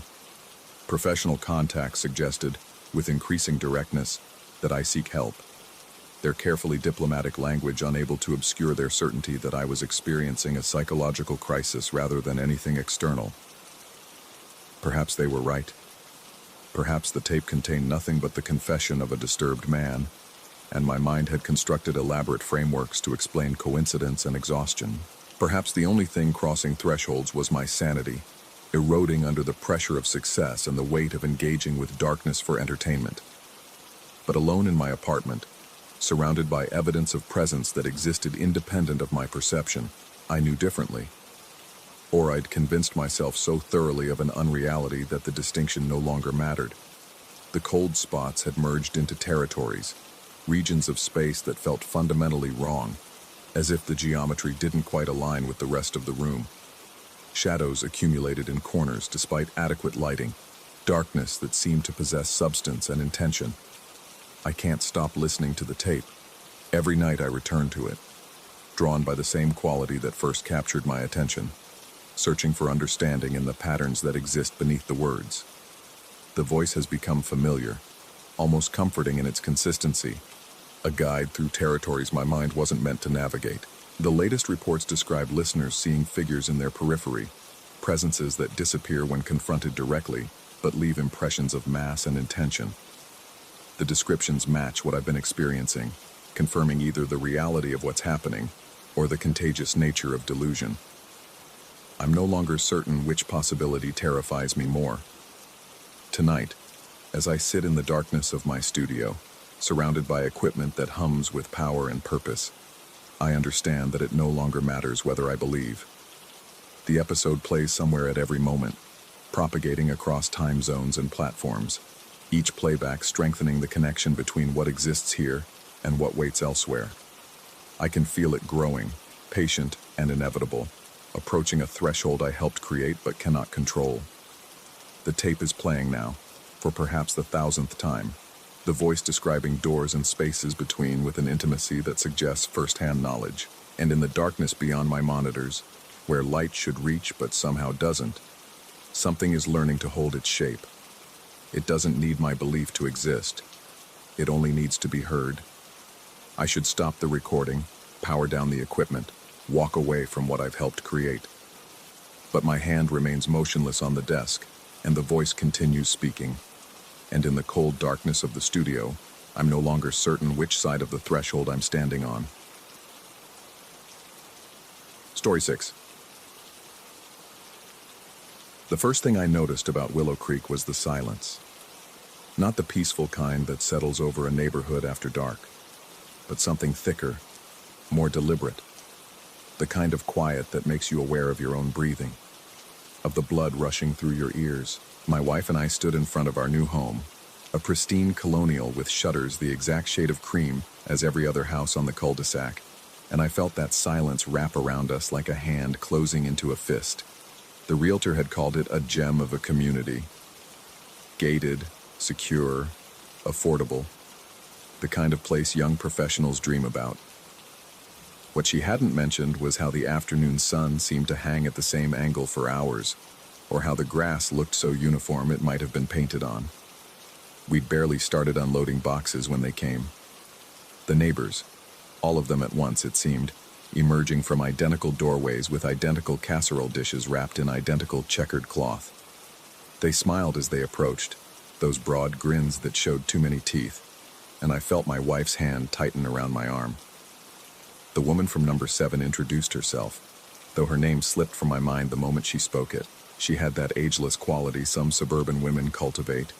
Could have been 35 or 55. Her smile never wavered as she told us how wonderful it was to have new neighbors, how perfect we would fit in, how we'd never want to leave. The words tumbled out in a rehearsed rhythm, like a speech she'd given 1,000 times before. The others echoed her sentiment. Same cadence, same inflection, same phrases about perfection and belonging and never leaving. When they finally retreated to their homes, my wife turned to me with something frightened in her eyes. "Did you notice?" she started, but I cut her off with a kiss on the forehead, told her we were just tired from the move, that small towns were like this, friendly, close-knit. I didn't mention that I'd noticed too, or that the casseroles they'd left behind were all the same dish, down to the arrangement of cheese on top. The first week passed in a fog of unpacking and forced normalcy. Every morning at exactly 7:15, I'd hear our neighbors' doors opening in sequence. 7:15, 7:16, 7:17, clockwork precision. They'd emerge in their pristine business casual, climb into their sedans, and drive off.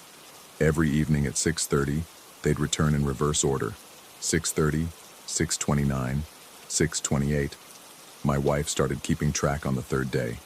She'd stand at the window with her coffee, watching, counting. I told her to stop, told her she was seeing patterns where there were none. But I'd started noticing things too.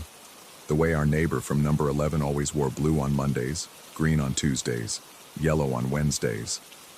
The way the couple from number 9 held hands at precisely the same angle when they walked their dog, a golden retriever that never barked, never pulled at the leash. never did anything but walk in a perfect heel. At night, I'd lie awake listening to the sounds of the neighborhood, or rather, the absence of them. No late-night television bleeding through walls, no arguments, no laughter. Just that same heavy silence, broken only by the hum of air conditioning units that all seemed to cycle on and off in unison. The dreams started around day 10. I'd find myself walking down our street in darkness so complete I couldn't see my own hands. The houses loomed on either side, and from behind every window, I could feel eyes watching. Not hostile exactly, more like a scientist observing a lab rat. Clinical, patient, waiting for something. I'd always wake at 3:33. Always. My wife would be beside me, her breathing shallow and quick, and I knew she'd been having the same dreams. We never talked about them. Talking would make them real. The Homeowners Association meeting was scheduled for our second Friday. Attendance was mandatory. They'd informed us through a cream-colored card slipped under our door. The handwriting was perfect. Too perfect. Like a computer font pretending to be human.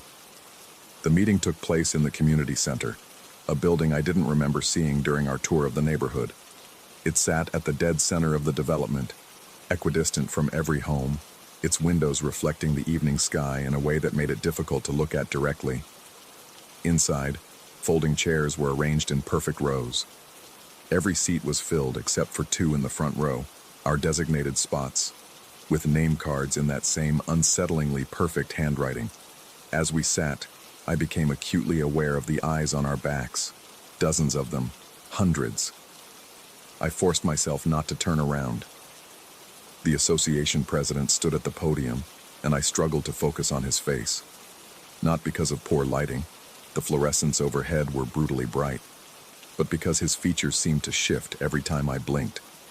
Sometimes his nose was larger, sometimes his eyes were a different color, but his smile remained constant, that same too-wide expression I'd seen on every face in Willow Creek.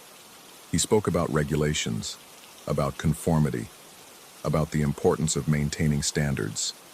The words washed over me in waves of meaninglessness, but underneath them, I heard something else, a rhythm, a pulse, like a heartbeat that didn't quite match my own.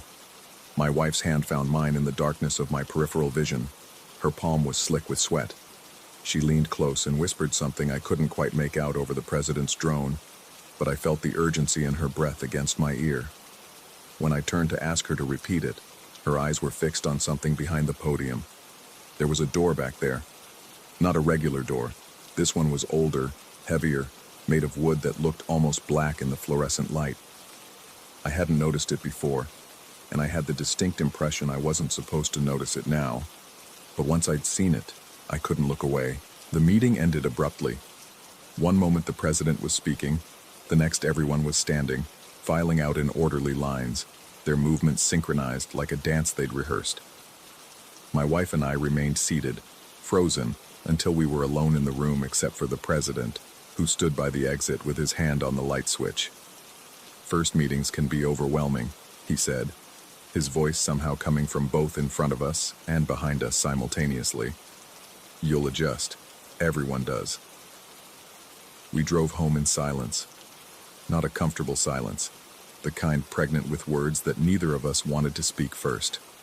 In our driveway, my wife finally said what we'd both been thinking. We should leave. I agreed immediately, too immediately, as if the words had been waiting in my throat, ready to escape the moment given permission.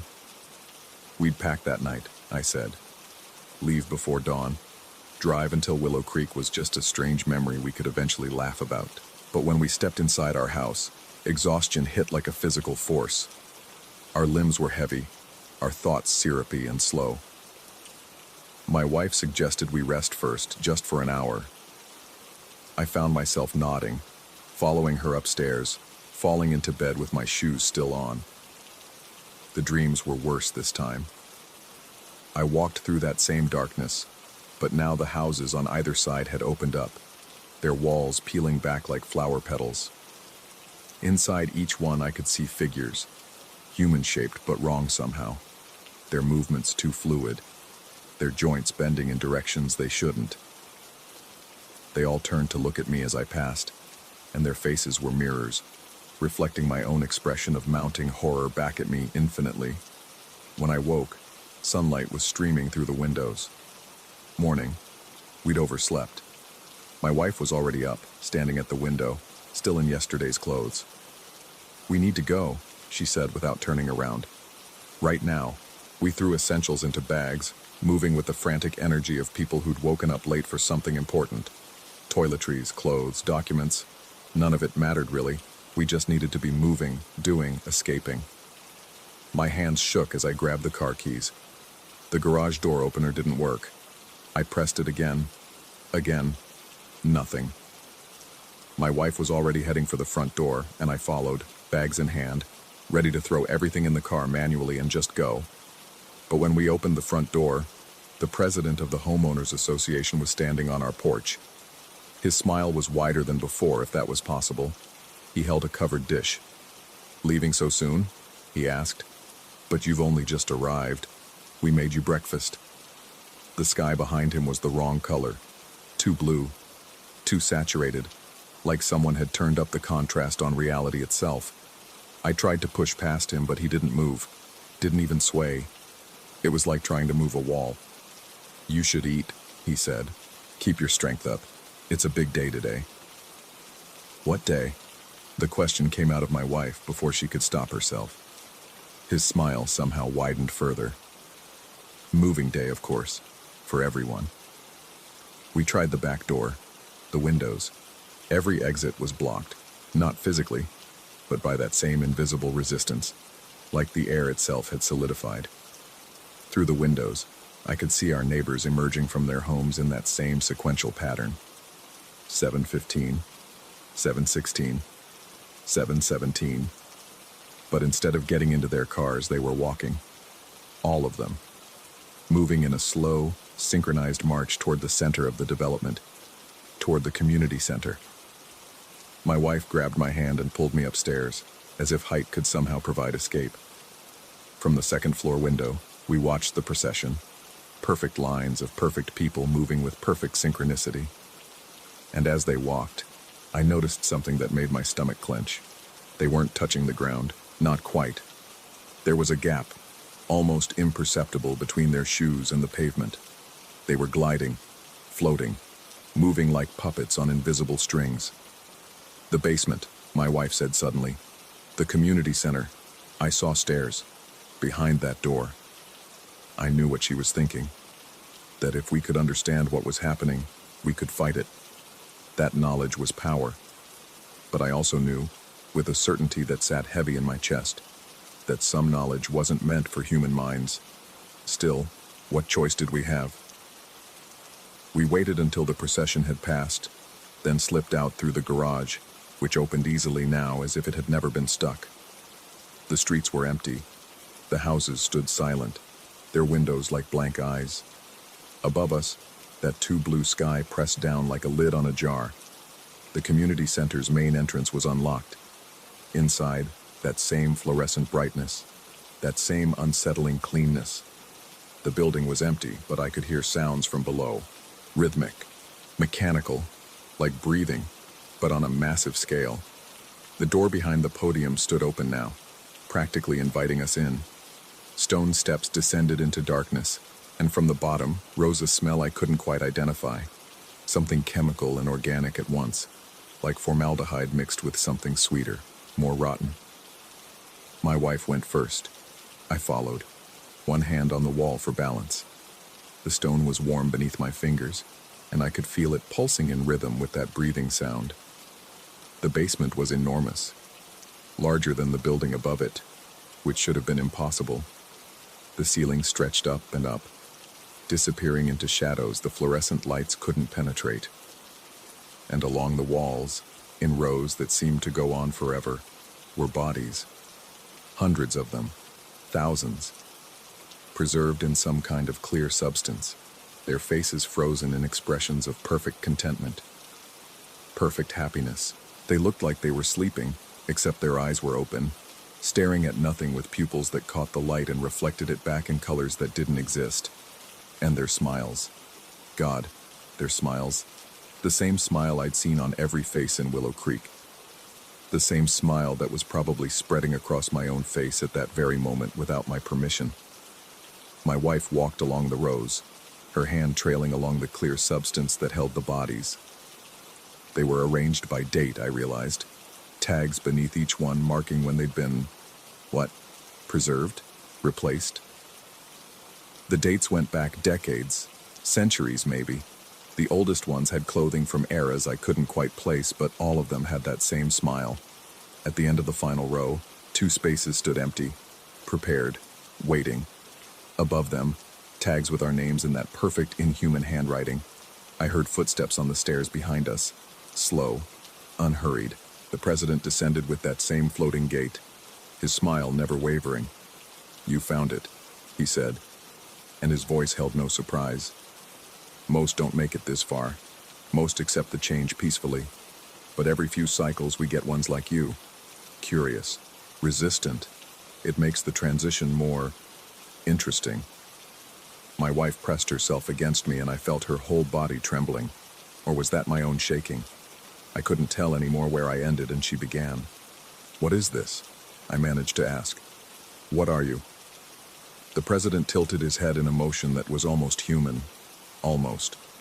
"We're the neighborhood," he said simply. "And soon so will you be. Everyone joins eventually. Everyone becomes perfect.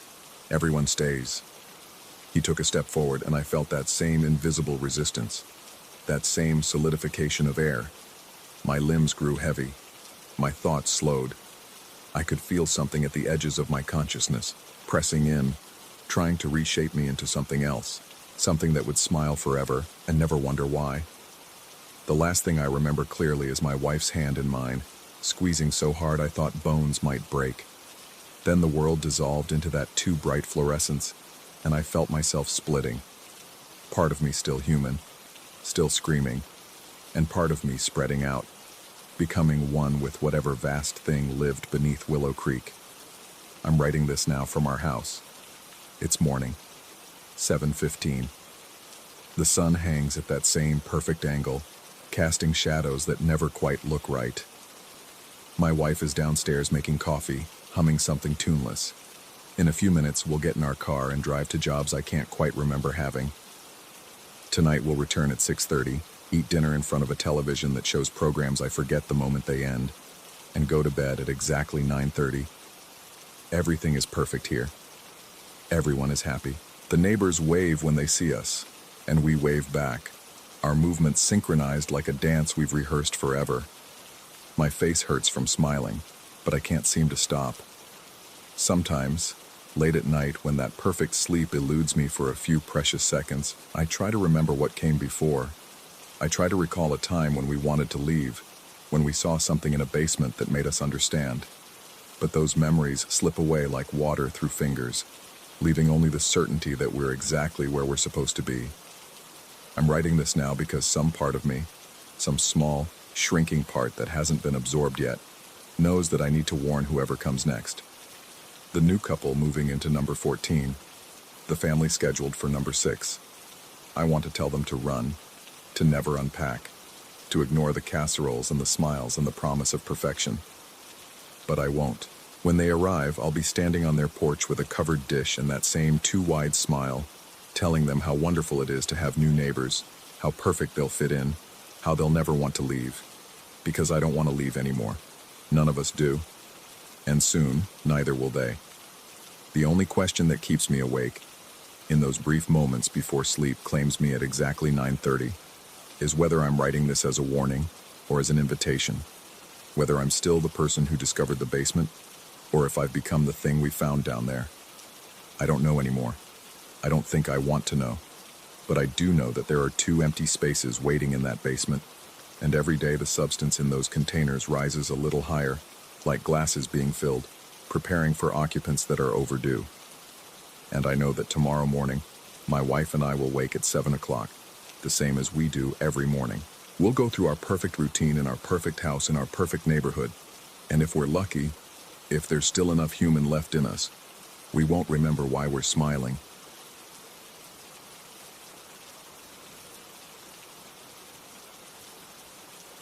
Story 7.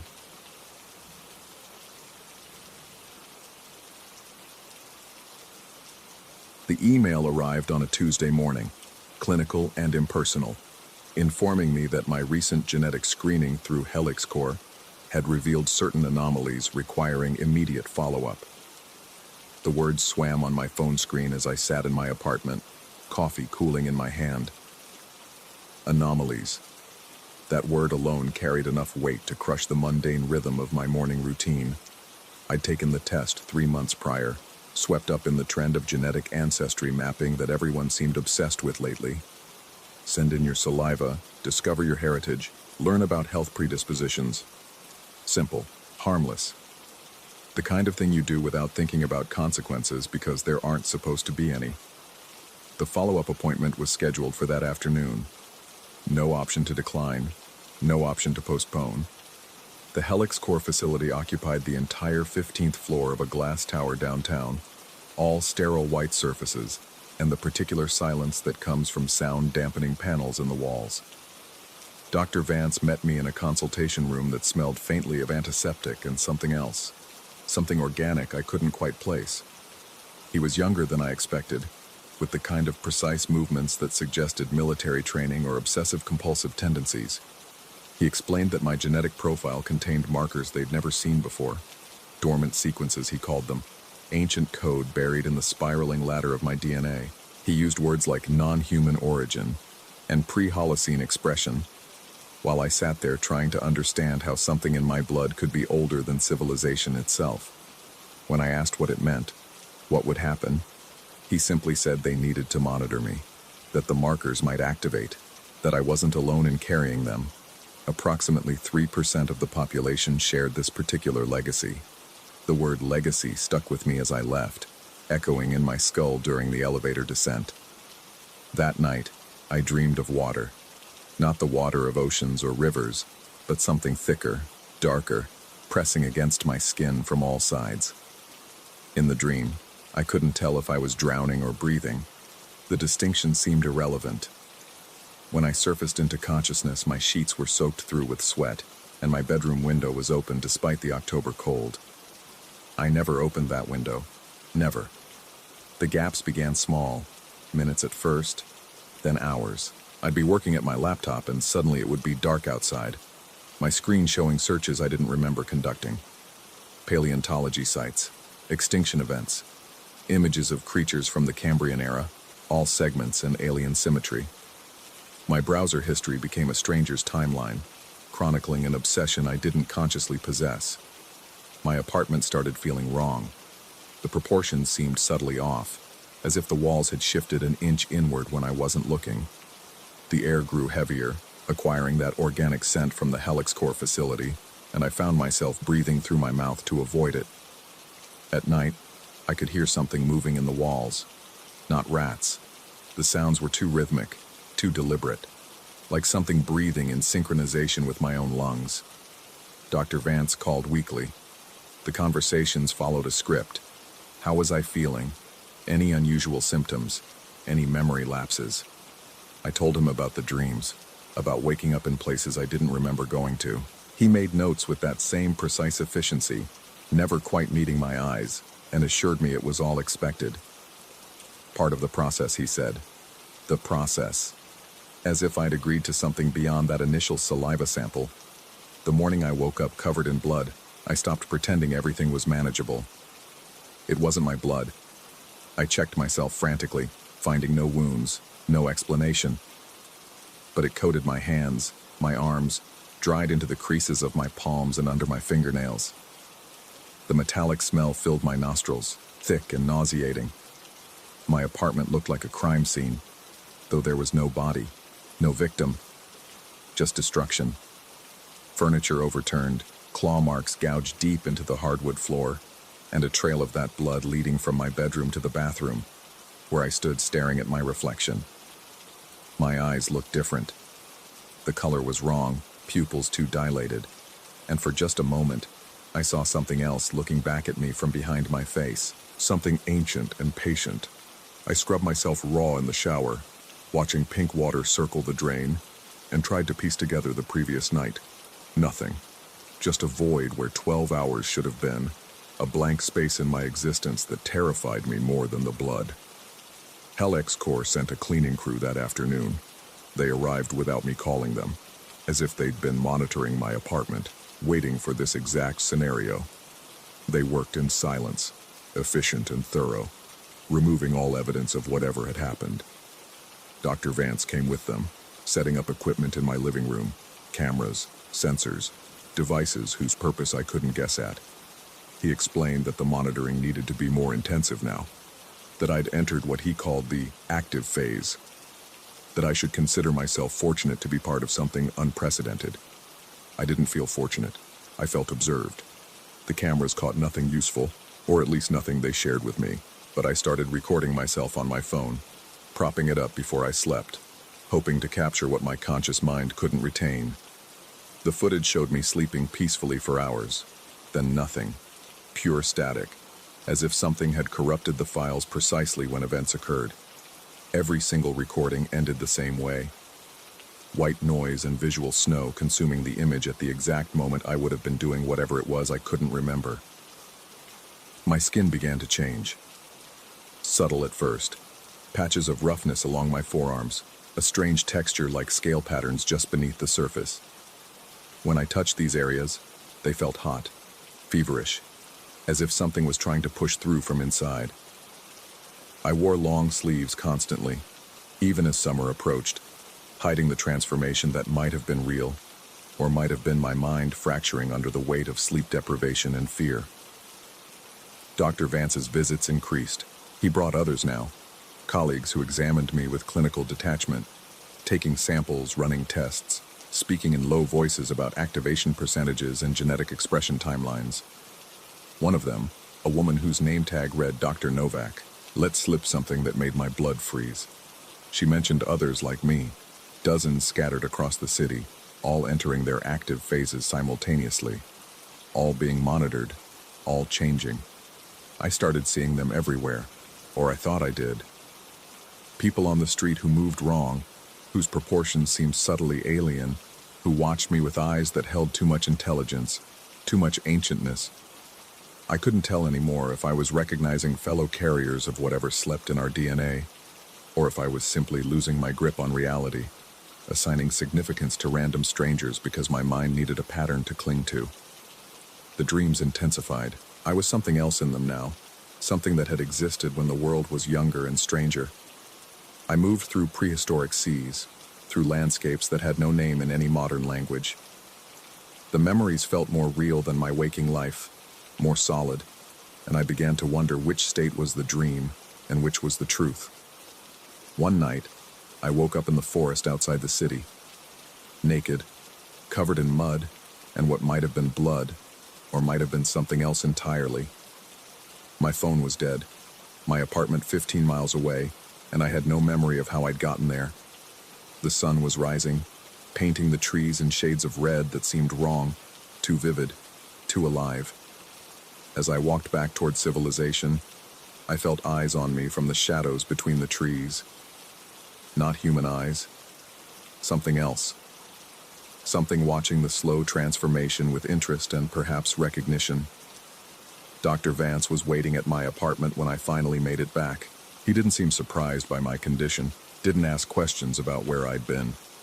Instead, he told me the truth, or his version of it. Hell-X Corps wasn't just discovering these genetic markers, they were activating them, deliberately. Through proprietary methods he wouldn't explain, they were waking up something that had been dormant for millions of years, buried in the genetic code of 3% of humanity. Not a random 3%, a chosen 3%.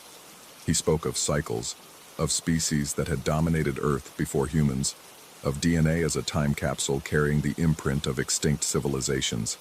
He explained that we, the carriers, weren't degenerating or transforming into something random. We were remembering. Our bodies were accessing genetic memories, reverting to previous forms, becoming what we had been before we were forced into this soft, vulnerable shape called human. The company wanted to study the process because they believed the ancient species was waking up, not just in individuals, but collectively. A distributed consciousness spread across 3% of the human population, using our bodies as vessels for its return. Helic's core thought they could control it, understand it, maybe even profit from it. They thought they were scientists conducting an experiment. They were wrong. We weren't the experiment. We were the invasion. I listened to him explain this, standing in my apartment that no longer felt like mine, and I realized he was afraid. Despite his clinical detachment, despite the equipment and the protocols and the carefully managed monitoring, Dr. Vance was terrified. He'd unleashed something he couldn't contain, and now it was too late to stop. The transformations came faster after that conversation. I'd lose hours, then days. Time became fluid, unreliable. I'd be at my computer and blink into existence somewhere else. The roof of my building, the basement laundry room, once in the middle of traffic on the highway with no memory of getting there. Each time I'd find evidence of what I'd been doing. Strange patterns drawn in substances I didn't want to identify. Objects arranged in configurations that hurt to look at. Messages written in languages that predated writing itself. My reflections stopped making sense. Some mornings I'd look in the mirror and see myself as I'd always been. Other mornings, the thing looking back was fundamentally other, wearing my face like an ill-fitting mask. The worst mornings were when I couldn't tell the difference anymore. The others started appearing, fellow carriers drawn to my location by instincts neither they nor I could articulate. We'd find ourselves in the same spaces, abandoned buildings, parks after dark, the concrete spaces beneath bridges where the city's geometry created pockets of shadow. We didn't speak. Language seemed unnecessary. We understood each other through older means, through the genetic memory that was overwriting our individual identities. Helic's core tried to intervene, tried to separate us, but they were operating with human logic against something that had been adapting to this planet for epochs before humans existed. Their facilities became gathering points. Their monitoring equipment recorded things they couldn't explain, and probably wished they hadn't witnessed. Dr. Vance stopped calling. The monitoring equipment remained in my apartment, but no one came to check the data anymore. I think they'd given up trying to understand what they'd started. Or maybe they'd finally grasped that they were never in control, that they'd simply accelerated something inevitable. Now I sit in my apartment, watching the sunset through windows that might not be real anymore. My hands look human, but sometimes I feel the memory of claws, of appendages designed for a world that exists in parallel to this one. The city continues outside, oblivious to the fact that 3% of its population is becoming something else. Something that remembers when this land was ocean floor, when the air was different, when humanity was millions of years from its first thought. I don't know if I'm going insane or waking up. I don't know if the changes are real, or if my mind is simply fracturing under the weight of suggestion and corporate manipulation. Some nights I think Helic's core created an elaborate psychological experiment, that the genetic markers are fiction designed to make us believe we're transforming. Other nights, I know with absolute certainty that I'm shedding an evolutionary prison, returning to what I was always meant to be. The truth might be both, or neither. What I know for certain is this: I am not alone. We are not alone. And something that has been waiting for millions of years is finally ready to reclaim what was always rightfully ours. Whether we're victims or willing participants, whether this is evolution or invasion, madness or metamorphosis, these distinctions matter only to the part of me that's still human, and that part is shrinking. Each time I lose hours and wake up somewhere unexpected, I find that I mind less. The gaps in my memory feel less like loss and more like liberation. The changes in my body feel less like horror and more like homecoming. The eyes watching from the shadows feel less like threat and more like kin. Tonight, as I write this, I can feel another episode coming. The familiar pressure building behind my eyes, the heat in my skin, the sense of my consciousness preparing to step aside for something older and infinitely more patient. I used to fight it. Now I'm not sure I want to. Maybe Dr. Vance was right. Maybe we are part of something unprecedented. Maybe humanity was always just a temporary arrangement, a placeholder species keeping the planet warm until its true inheritors were ready to return. Or maybe I'm just a man losing his mind, fed lies by a corporation with motives I'll never understand, transforming nothing but my own sanity as I spiral into psychosis. I'll never know for certain, but tomorrow morning, when I wake up covered in something that might be blood, might be something else entirely, in a place I don't remember going, having done things I can't recall, I suspect I'll care less and less about the distinction. The monitoring equipment blinks red in the corner of my vision. Recording. Always recording. But I wonder now, who's really being studied? Who's really being transformed? Who's really in control? The sun completes its descent. Darkness pools in the corners of my apartment, and somewhere deep in my DNA, something ancient stirs, remembers, and begins to wake. Story 8. The advertisement appeared on my phone at 3:47 a.m., glowing in the darkness of my bedroom like a promise I didn't know I needed. Unlock your lost memories. Recall tech, where yesterday meets tomorrow. I should have deleted it. I should have rolled over and surrendered to sleep. Instead, I tapped the screen. The download took 47 seconds. I counted each one, watching the progress bar fill with an electric blue that seemed too bright, too alive for that dead hour. The interface opened immediately. No tutorial, no explanation. Just a simple question pulsing in white text. What do you want to remember? My fingers hovered over the keyboard. The apartment around me felt hollow, the silence pressing against my eardrums like water. I typed, childhood, ages 7 to 12. The app asked me to attach the neural stimulation nodes, small adhesive patches that arrived the next morning in packaging so generic it could have contained anything. Or nothing at all. The first session lasted 30 minutes. I sat in my desk chair, the nodes cool against my temples, and closed my eyes as instructed. The hum started low, almost below hearing, a vibration that resonated in my teeth and the back of my skull. Colors bloomed behind my eyelids, not the random static of closed eyes, but structured patterns, geometric and deliberate. Then the memories came. I remembered the house on Pemberton Street with its yellow siding, and the oak tree that dropped acorns like small bombs every autumn. I remembered my father's workshop in the garage, the smell of sawdust and machine oil, the way sunlight slanted through the single window and made everything look ancient and holy. These were good memories, warm ones, and I felt something unknot in my chest that I hadn't realized was twisted, but there was something else underneath them. A shadow, a shape moving just beyond the edge of what I could see. The second session came 3 days later. I'd been thinking about those memories constantly, turning them over in my mind like smooth stones, examining every detail. The app suggested I go deeper, explore more specific moments. I agreed. The nodes went on, the hum began, and this time the memories came faster, sharper, more real than reality itself. I was 10 years old standing in the garage. My father was showing me how to use the table saw, his calloused hand guiding mine, his voice patient and low. But as the memory played, I noticed details that felt wrong. The light through the window was too red, too much like sunset, though I remembered it being morning. And there was someone else in the garage, a figure in the corner, watching us. When I tried to look directly at them, the memory fragmented, scattered like startled birds. I opened my eyes. My hands were shaking.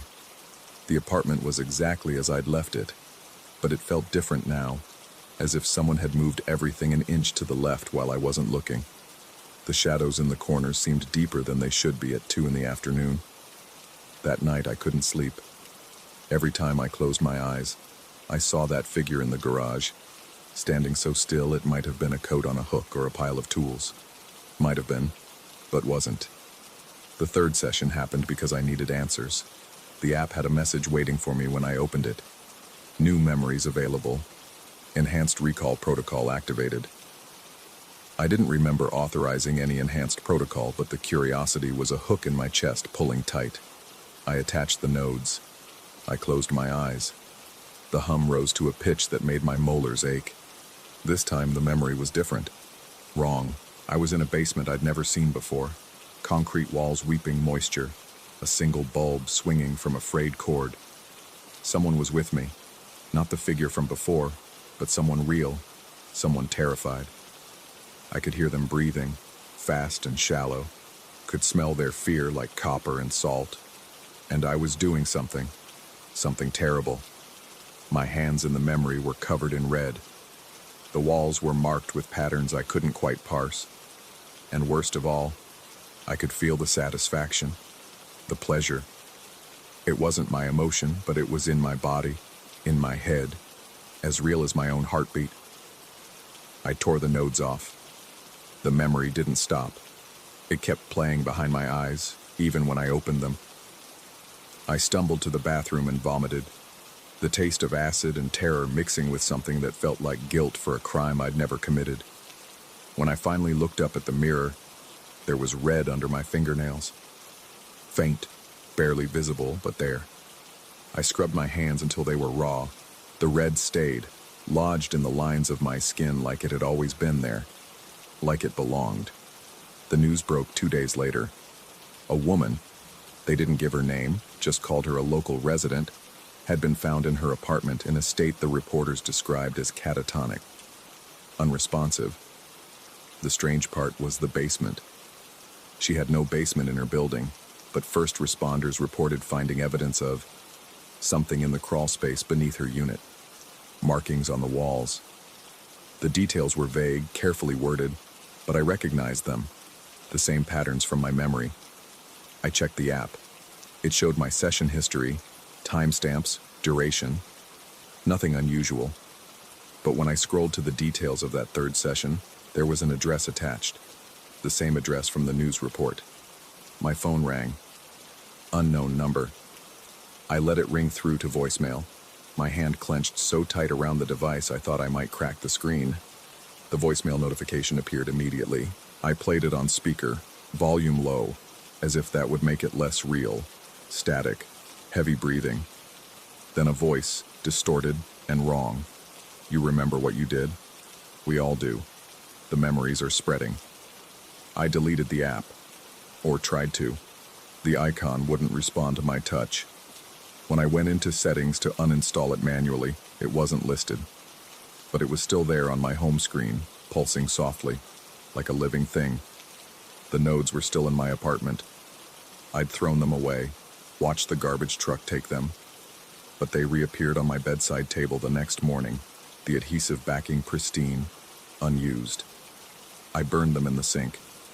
They were back by evening. More news reports came in a cascade over the following days. 5 people, then 8, then 12. All users of recall tech. All found in similar states, locked in their own minds, surrounded by evidence of crimes that defied explanation. The victims, if they were victims, showed no physical harm, but their brains showed unusual activity patterns. Doctors called it unprecedented. Neuroscientists called it impossible. The media called it mass hysteria. But I knew better. I could feel it happening to me. New memories surfaced every day, unbidden, unwanted. Memories of places I'd never been, of actions I'd never taken. Each one came with sensory details so vivid they overwrote my actual experiences. I started losing track of what was real. Had I ever actually lived on Pemberton Street? Or was that another implant, another fiction? The more I tried to separate truth from fabrication, the more everything blurred together. I stopped leaving my apartment. The outside world felt hostile, accusatory. People looked at me differently, or maybe they always had, and I was only now noticing. Every siren made my pulse spike. Every knock on the door sent me into a panic that left me breathless and shaking. The app sent me notifications constantly now. New memory available, new memory available, new memory available. I turned off my phone. The notifications appeared on my laptop. I shut that down. They showed up on my television screen, scrolling across the black glass like subtitles to a show I wasn't watching. Then Detective Irving showed up. Tall woman with sharp eyes and a skeptical mouth. She stood in my doorway asking questions about my whereabouts on specific dates. about my relationship with people whose names meant nothing to me. She showed me photographs, places I'd never been, people I'd never met. But in some of them, caught in the background or reflected in windows, there was a figure that looked like me. Not exactly me, but close enough. She asked about recall tech, asked if I'd experienced any unusual symptoms. I told her I'd deleted the app, tried to laugh it off as a strange fad I'd briefly tried. She didn't laugh back. Instead, she handed me a card with her number and told me to call if I remembered anything. The word remembered hung in the air between us like a threat. After she left, I went back to my computer. The app was open, though I hadn't touched it in days. There was a new message waiting. Memory integration, 87% complete. Thank you for your participation in the Collective Recall Initiative. Collective. The word made something cold slide down my spine. I researched everything I could find about recall tech. The company had no physical address, no registered employees, no legitimate business registration. It had appeared simultaneously in dozens of countries 3 months ago. The user agreement, which I'd never read, contained clauses about shared neural mapping and distributed memory networks. Terms I didn't understand, but that sounded wrong, fundamentally wrong. The theory I found on obscure forums was worse than anything I'd imagined. The app wasn't recovering memories. It was creating a network, a collective consciousness built from harvested experiences and artificial constructs. Every user became both source and recipient. The crimes in the false memories weren't predictions or implants. They were distributed actions, carried out by the network itself through its users, who would remember committing them but couldn't separate the memory from their own identity. We were all guilty. We were all innocent. The distinction had ceased to matter. My phone rang again. Detective Irving. I let it go to voicemail. Listened to her message asking me to come to the station, saying they needed to clear up some inconsistencies in my statement. Her voice was professional, but underneath I heard something else. Certainty. She thought I'd done something, and maybe I had. In some version of events, in some distributed memory, I was guilty. The nodes appeared in my hand. I didn't remember picking them up. They felt warm, almost alive, and my fingers moved on their own, attaching them to my temples. The hum began before I could stop it, rising to that familiar pitch that resonated in my bones. This memory was different. I was standing in my own apartment, looking at myself sitting in the desk chair, nodes attached, eyes closed, watching myself from the outside, as if I were the figure that had been lurking in all my other memories. And as I watched, I saw myself smile. An expression I'd never worn, never would wear. Saw my hands reach for something. Saw myself stand and walk toward the door with purpose and certainty. The memory ended. I opened my eyes. The apartment was dark. I didn't remember the sun setting, didn't remember hours passing. But my clothes were different now, and there was dirt under my fingernails. Real dirt, not the red that wouldn't wash away. And on my coffee table, there was a key I'd never seen before. The key was labeled with an address, not mine. I checked the news on my phone. A new case had broken an hour ago. Another recall tech user found unresponsive. Same address as the key. My hands were shaking so badly I could barely hold my phone. I called Detective Irving. No answer. Tried again. The call went straight to voicemail. On my third attempt, someone else picked up. A male voice, tired and wary, identified himself as her partner. He asked where I was, asked if I was alone, told me to stay where I was, that someone would be coming to help me. Help me. The words rang false. I looked at the key again, looked at my hands, the dirt, the clothes I couldn't remember changing into, and I realized with a clarity that felt like ice water in my veins that I had no way of knowing which version of events was real. Had I gone somewhere? Done something? Or was this another implanted memory? Another false experience designed to make me believe in my own guilt? The app opened on my phone without me touching it. A new message. Final integration in progress. Thank you for your service to the network. Your memories are now everyone's. Everyone's memories are now yours. I understood then. The app hadn't just implanted false memories. It had dissolved the boundaries between individuals entirely. Somewhere in the network, someone had committed crimes. Multiple someones. And now those memories belonged to all of us. We were all perpetrators, all witnesses, all victims. The physical evidence appeared because the network needed it to, because enough people remembered it existing that reality itself bent to accommodate the collective delusion. Or maybe it was never a delusion. Maybe the crimes were real, distributed across dozens of users who carried them out in fugue states, remembered them later, and couldn't separate the memory from their authentic experiences. Maybe I had been to that address. Maybe my hands had done those terrible things. Maybe the version of me that committed them was as real as the version sitting here now, trying to make sense of impossible evidence. There's a knock at my door. Patient. Persistent. I don't move to answer it. The key is still on my table, the nodes are still warm against my skin, and somewhere in my mind, I can feel other memories trying to surface. Other crimes, other victims, other versions of myself that I can't quite access but know are there, waiting. The knocking continues. A voice calls my name through the door. It might be Detective Irving. It might be someone else. It might be another version of me, coming to collect what I've done, or what I'm about to do, or what I'll remember doing tomorrow. I pick up the nodes one last time, weighing them in my palm. The apartment is very quiet except for that persistent knocking. If I use them again, I might understand. Might remember what really happened. Might finally know which memories are mine and which belong to the network. Or I might disappear entirely into the collective. Become just another node in the system. My sense of self dissolving like sugar in water, until there's no distinction between what I did and what others did, and what we all remember happening. The knocking has stopped. The silence is worse. I can hear breathing on the other side of the door. Or maybe I'm imagining it. Maybe I'm already gone, already integrated, and this moment is just another memory being created, distributed, experienced by dozens of users who will wake tomorrow believing they lived through this exact fear. I close my eyes. The nodes pulse against my temples. The hum begins.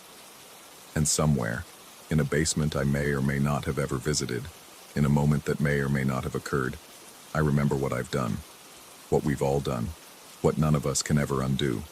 The door opens. I don't remember unlocking it. Story 9. The smell hit me first. Not the expected mustiness of decay, but something sweet and cloying, like flowers left too long in stagnant water. The iron gate of the Emmeline Theater groaned as we forced it open, the sound swallowed immediately by the fog that had rolled in from the river. 40 years since the fire, and the building still stood, a blackened tooth against the November sky. I'd been exploring abandoned places for 3 years, documenting the slow entropy of forgotten spaces. But this was different. The others felt it too. Graves moved ahead with his crowbar. His usual swagger diminished, while Octavia hung back, her camera already out, already recording. She was always recording. The lobby was intact, surprisingly so. Velvet curtains hung in tatters, their deep crimson faded to the color of dried blood. The ticket booth stood empty, its glass window reflecting our faces back at us. Distorted, elongated. I paused, studying my reflection. Something about it seemed wrong. The proportions slightly off. But when I blinked, it looked normal again. We'd researched the fire, of course. December 1984, during a midnight showing of something experimental, something the surviving records never quite named. 7 people died, they said, though the bodies were never properly identified. The official story blamed faulty wiring, but the unofficial whispers spoke of something else entirely. Screaming that didn't sound human. Audience members who walked into the flames willingly. A performance that continued even as the building burned. The main corridor stretched ahead, impossibly long.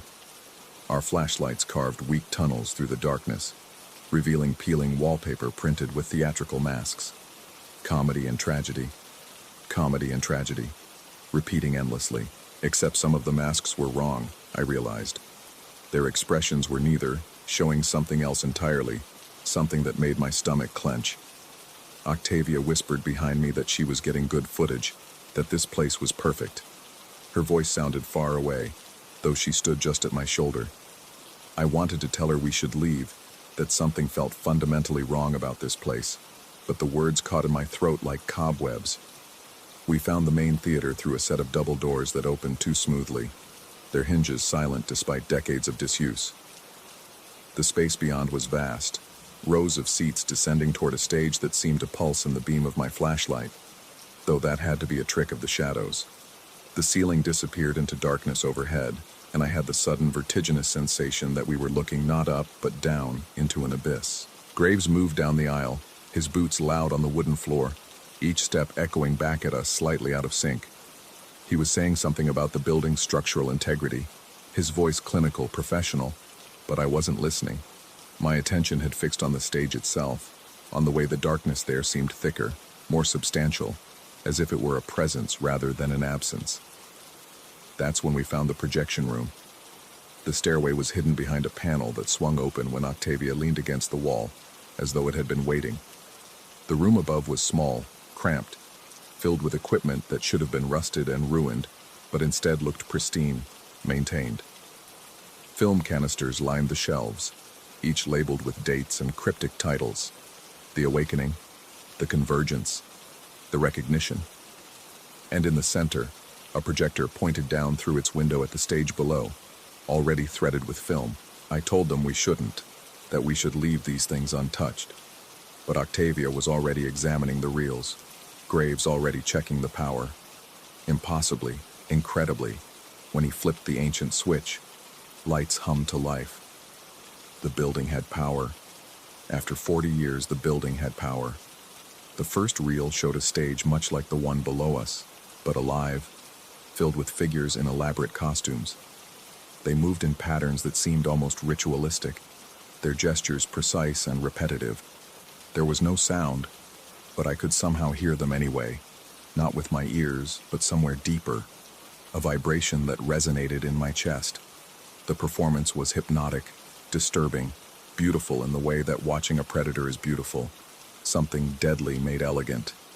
As the figures moved, I began to notice details that made my skin prickle. The costumes weren't quite right, the proportions strange. What I'd taken for masks were faces, but faces that didn't move correctly, that suggested bones arranged in impossible configurations beneath the skin. And the performance itself, though I couldn't follow its narrative, felt like it was building towards something, some terrible revelation or transformation. Graves pointed out that some of the performers looked familiar, and he was right. That woman in the center, with her too wide smile. I'd seen her face before, on a missing person poster from the late 80s. And the man to her left, his movements jerky and unnatural, was the spitting image of a local teacher who'd vanished in the 90s. We told ourselves it was coincidence, similarity, our minds making patterns from chaos, but we didn't believe it. The second reel was worse. The performance had intensified, the movements more frantic, more purposeful. The camera work was strange, focusing on details that shouldn't have been significant. A particular seat in the audience, the way the shadows pooled in the corner of the stage, the almost imperceptible opening and closing of the curtains as though the theater itself were breathing. And through it all, that same vibration, that same sense of something building, accumulating, preparing to burst forth. When I recognized the next face, I felt my reality tilt. It was Juliana, a girl from my high school who disappeared during our senior year 15 years ago. She stood center stage, her mouth open in a silent scream or song, her hands raised in supplication or summoning. The camera held on her for a long moment, and I could swear her eyes found the lens, found us, watching across decades and death. We should have stopped then. We should have run, but the third reel was already loading itself, the projector clicking and whirring with mechanical certainty, and we were transfixed, unable to look away. This footage was different, newer, the quality sharper. though that made no sense. It showed the same stage, but empty now, the curtains drawn back to reveal nothing but darkness beyond. The camera remained fixed on that empty space for what felt like hours but was probably only minutes, and I found myself leaning forward, waiting for something to appear, to explain why this reel existed. Then the camera began to move. It panned slowly, deliberately toward the audience. The seats were no longer empty. Figures sat in them, shadowy and indistinct, but undeniably present. The camera moved from face to face, each one coming briefly into focus before sliding away to the next. And I began to recognize them too. Not as missing persons this time, but as people I'd seen more recently. A woman who'd sold me coffee that morning, a man I'd passed on the street last week, Octavia's neighbor, Graves's landlord. The recognition built like nausea, like certainty, like doom. The camera continued its methodical survey, moving closer to the front rows, to the center section. My hands were shaking, making my flashlight beam dance across the projection room walls. Octavia had stopped breathing, or so it seemed. Graves had backed away from the projector, his face pale in its reflected light. On screen, the camera focused on 3 seats in the center of the third row. The figures sitting there were clearer now, their features coming into sharp relief. I saw Graves first, unmistakably him, down to the scar above his left eyebrow, sitting rigid and staring at the empty stage with an expression of profound horror or ecstasy. I couldn't tell which. Beside him, Octavia, her camera raised, filming, always filming, her face slack and empty. And there, in the third seat, was me. I watched myself watching, my own face a study in terrible understanding, mouth slightly open as though I'd just realized something fundamental and awful about the nature of reality. The camera held on us for a long moment, and in that moment, I felt something shift, some barrier between then and now growing gossamer thin. The reel ended. The projector clicked off. In the sudden darkness, I heard breathing that wasn't ours, footsteps on the stairs that weren't ours. The rustle of movement in seats below that should have been empty. We ran, or tried to. The projection room door stuck, then gave way with a sound like a gasp. The corridor beyond stretched wrong, longer than before, the masks on the wallpaper all facing toward us now, all wearing that third expression, that one that was neither comedy nor tragedy but something else entirely.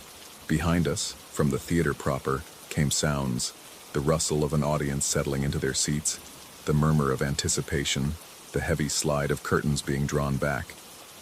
A spotlight snapped on somewhere, its beam visible through the gaps around the door, and I realized with dawning horror that the performance was beginning. We burst into the lobby, or what should have been the lobby. The space had changed, rearranged itself. The ticket booth was occupied now, a figure behind the glass watching us with eyes that reflected our flashlight beams like an animal's. The main doors stood ahead, but between us and them, I could see shapes moving in the darkness, converging. Graves reached the doors first and pulled, but they wouldn't open. They'd open inward, I knew they opened inward, but he was pulling, and they weren't moving. Octavia was screaming, actually screaming, her camera forgotten, hanging from its strap and still recording, still documenting everything. That's when I saw the tickets. They were in my hand, though I had no memory of taking them. 3 tickets, pristine and white, printed with today's date, and a showtime that was, according to my watch, 7 minutes ago. The Emmeline Theater, they read, presents The Recognition. Center section, third row, seats 14, 15, and 16. I understood then, with a clarity that felt like ice water in my veins. The theater hadn't been waiting for new performers. It had been waiting for its audience to arrive. We'd seen ourselves in that footage not because we were going to be there, but because we already were. Because we'd always been there. Because from the moment we stepped through that gate, we'd stopped moving forward through time and started moving sideways, slipping into a space where the performance never ended and the audience never left. The doors gave way suddenly, and we spilled out into the night, gasping, clutching at each other, alive and free. The fog had lifted. The street was empty. My car sat where we'd left it, ordinary and solid and real. We drove away in silence, dropping Octavia at her apartment, Graves at his place. We promised to talk tomorrow, to make sense of what we'd seen, to watch the footage from Octavia's camera.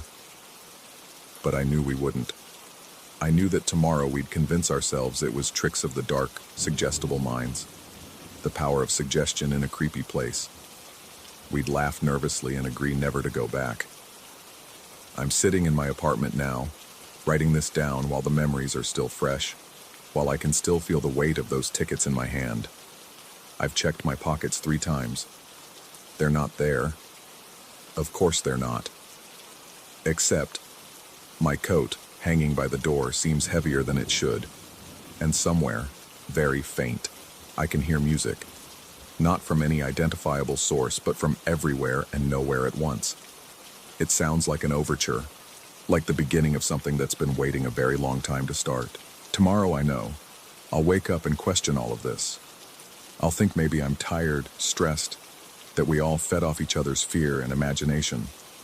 I'll watch the news and see people going about their normal lives, and I'll convince myself that the world is solid and sensible and safe.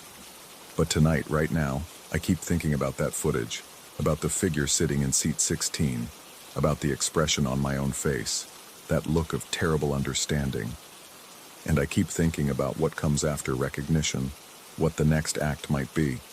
Because somewhere in this city, in a theater that should be empty, the curtain is rising, the seats are filled, the performance is beginning, and I can't shake the feeling that I'm supposed to be there, that some part of me already is, that the person sitting here writing this is just an echo, a projection, a recording of something that already happened. The music is getting louder now, or maybe I'm just learning to hear it better. The tickets are in my coat pocket after all. I just checked. I don't remember putting them there. The showtime is in 3 hours. I'm not going to go. I'm not. I'm going to stay here, lock my doors, wait for morning. I'm going to be rational and safe and sane. But my car keys are in my hand, and my coat is on my shoulders, and my feet are carrying me toward the door, as though they know something my conscious mind refuses to accept. The theater is waiting. The performance cannot begin without its audience. And I've had these tickets all along, haven't I? Since before I was born, since before the fire, since the first time the Emmeline Theater opened its doors and showed the world what lurks in the space between curtain and stage, between watcher and watched. I'm writing this last part in the car. The theater is ahead, its dark silhouette familiar now, almost comforting. The fog is returning, and in it I can see other cars arriving, other audience members making their way to the entrance. I recognize some of them from the footage. The coffee shop woman, the man from the street, all of us converging, all of us coming home. Octavia just texted. She's here. Graves, too. We're all here, finally, where we've always been supposed to be. The doors are opening. The usher is waiting. My seat is ready. The performance is about to begin. Story 10. The apartment smells wrong tonight. Not the usual staleness of recycled air and takeout containers, but something else beneath it. Copper and wet earth. I press my fingers against the port behind my right ear, feeling the familiar ridge of scar tissue where they installed the memory vault 3 years ago. The skin feels hot, inflamed, though it hasn't bothered me in months. I need another hit. Just one more replay. The technician at the clinic told me I was approaching dangerous usage levels, but what did he know about need? About the gnawing emptiness that follows you through every waking moment until you can slip back into something better, something already lived and cataloged and perfect. My fingers find the slim remote on the coffee table, navigate by muscle memory to file 247, that autumn afternoon when everything felt golden and possible. I close my eyes and press play. The memory loads differently this time. There's a lag, a stuttering quality like a corrupted video file. The familiar park bench materializes around me, the one overlooking the reservoir where I used to sit for hours. But the colors are too saturated, bleeding at the edges. The sky churns with clouds that move in reverse, and the water below reflects nothing, just a perfect black mirror. Then the details start changing. The jogger who usually passes at this point in the memory has a different face. Not slightly different, completely wrong. Where there should be a woman in her 30s with headphones and a purple jacket, there's someone else.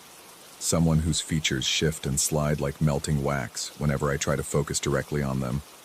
The purple jacket remains, incongruous, too bright against the wrongness underneath. My heart rate spikes. The memory vault interprets this as engagement, enthusiasm, and pushes deeper into the neural pathways. I can't pull out. The park bench feels too real now, the wood grain pressing into my palms with impossible clarity. Every splinter becomes a canyon of sensation. The figure approaches, gets closer than the jogger ever did in the original memory, close enough that I can smell something acrid and chemical, like burning plastic mixed with spoiled meat. A voice speaks, but it's not coming from the figure. It's coming from inside my own head, layered and echoing. You shouldn't be here. These aren't yours. I manage to tear myself out, gasping, my apartment reassembling around me in fragments. The couch materializes first, then the walls, then the steady drip of the kitchen faucet I keep meaning to fix. My hands are shaking. The remote has fallen to the floor. For the first time since I got the implant, I feel afraid of it.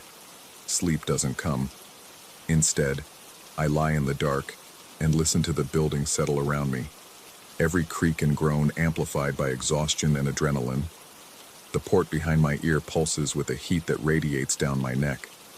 When I finally drift off around 4 in the morning, my dreams are full of faces that won't stay still, rooms that shift their dimensions when I'm not looking directly at them. The next day, I take the subway downtown to the clinic. The car is packed with the usual morning crush, bodies pressed together in artificial intimacy. I keep my eyes down, watching my reflection fragment across the scratched windows. But somewhere around the third stop, I start to feel it. The sensation of being watched, specific and intense, like a physical weight on the back of my neck. I turn slowly, scanning the crowd. Everyone is absorbed in their phones or their own thoughts, the practiced vacancy of city commuters. No one is looking at me, but the feeling intensifies, becomes almost unbearable. My skin crawls with it. A woman near the door catches my eye. She's wearing sunglasses despite the overcast morning, and something about her posture seems wrong, too rigid, like someone maintaining a pose for a photograph. When the doors open at the next stop, she doesn't move, even though she's positioned right in front of the exit. Just stands there while the crowd flows around her. The doors close. She's still watching me. I can feel it through the dark lenses. I force myself to look away, to focus on the advertisements running across the digital displays. But my peripheral vision keeps snagging on her, that unnaturally still figure in a sea of motion. When I risk another glance, she's gone. Completely vanished in the 30 seconds I wasn't looking. The space where she stood is empty, and no one else seems to have noticed. The clinic waiting room is trying too hard to be calming. Soft blue walls, white noise machines humming beneath new age music, the receptionist speaking in practiced gentle tones. I give my name and try not to fidget while I wait. The other patients look hollowed out, vacant in a way that has nothing to do with boredom. One man sits perfectly motionless, staring at nothing, a thin line of drool connecting his lip to his collar. That's what you'll look like soon, something whispers in my head, if you don't stop.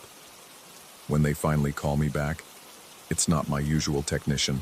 This one is younger, nervous, with eyes that won't quite meet mine. His name tag reads Elliot, and his hands shake slightly as he connects the diagnostic cables to my port. The scan takes longer than it should. I watch his face while the machine hums and clicks, watching his expression cycle through concentration, confusion, then something that might be fear. He pulls up screens of data I can't interpret, scrolls through long chains of code, his breathing getting shorter and faster. When he finally speaks, his voice is barely above a whisper. Your memory files have been corrupted, but not by system failure. Someone's been accessing your implant remotely, uploading new data. The room tilts slightly. I grip the armrests of the examination chair. The questions pile up in my throat, but what comes out is just, how long? He swallows hard, Adam's apple bobbing. At least 6 months, maybe longer. The signatures are sophisticated, military-grade encryption. Whoever did this knew exactly what they were doing. His fingers fly over the keyboard, pulling up file after file. These memories you've been replaying, the ones that feel wrong, they're not yours. They're not anyone's. Not originally.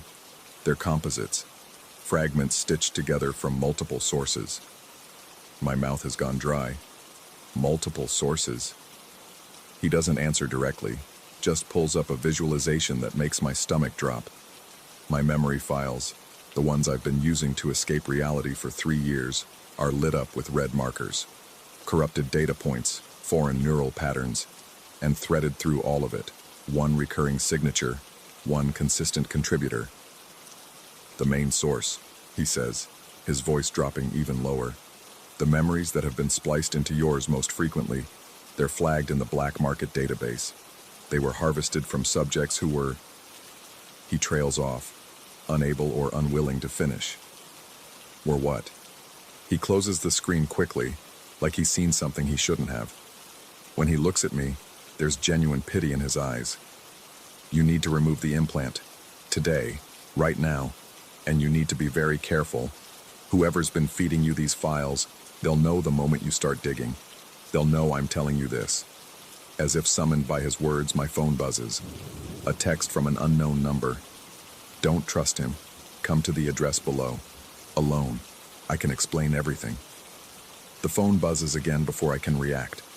Another message from the same number. I've been watching you. I know what you're experiencing.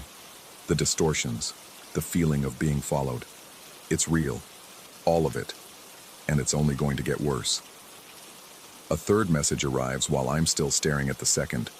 Unless you give me what I need. I don't go home. Can't risk it.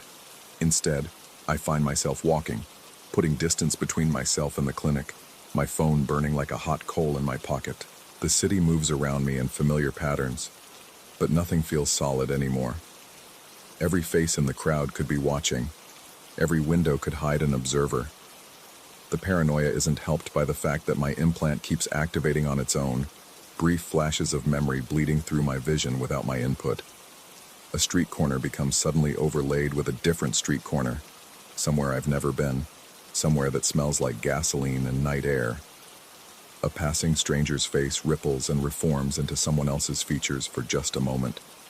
The boundary between now and then, between real and recalled, is dissolving. I duck into a coffee shop, order something I don't want just to have a reason to sit down. The barista looks at me with concern, and I wonder what expression I'm wearing. What's showing on my face that makes her hand tremble slightly when she gives me my change. My phone buzzes again. This time it's not a text, but a file transfer notification. Someone is sending me a memory directly, pushing it through the memory vault's wireless protocol. I should refuse it, delete it immediately. Instead, my finger hovers over the accept button, curiosity and dread mixing into something toxic. I accept. The memory hits hard and immediate. No gentle loading sequence. I'm somewhere industrial, all concrete and exposed pipes and fluorescent lights that flicker with a frequency just below the threshold of visible. The perspective is wrong, too low, and I realize with sick certainty that this isn't my memory. I'm experiencing someone else's point of view, someone who was terrified, who was trying to crawl away from something. The memory pans up, and I see a figure standing in the shadows. Tall, perfectly still, watching with an intensity that transcends the limitations of the recording. And even through the corrupted data and neural static, I recognize something about the stance. The way the head tilts slightly to one side. It's the same way the woman on the subway was standing. The memory ends abruptly, and I'm back in the coffee shop, gasping like I've been held underwater. Several other customers are staring. The barista has her phone out, probably ready to call someone. I force myself to stand, to walk calmly toward the exit, even though every instinct is screaming at me to run. Outside, the afternoon has turned gray and heavy. Rain threatens but hasn't started yet. I walk without direction, just moving. And that's when I notice the pattern.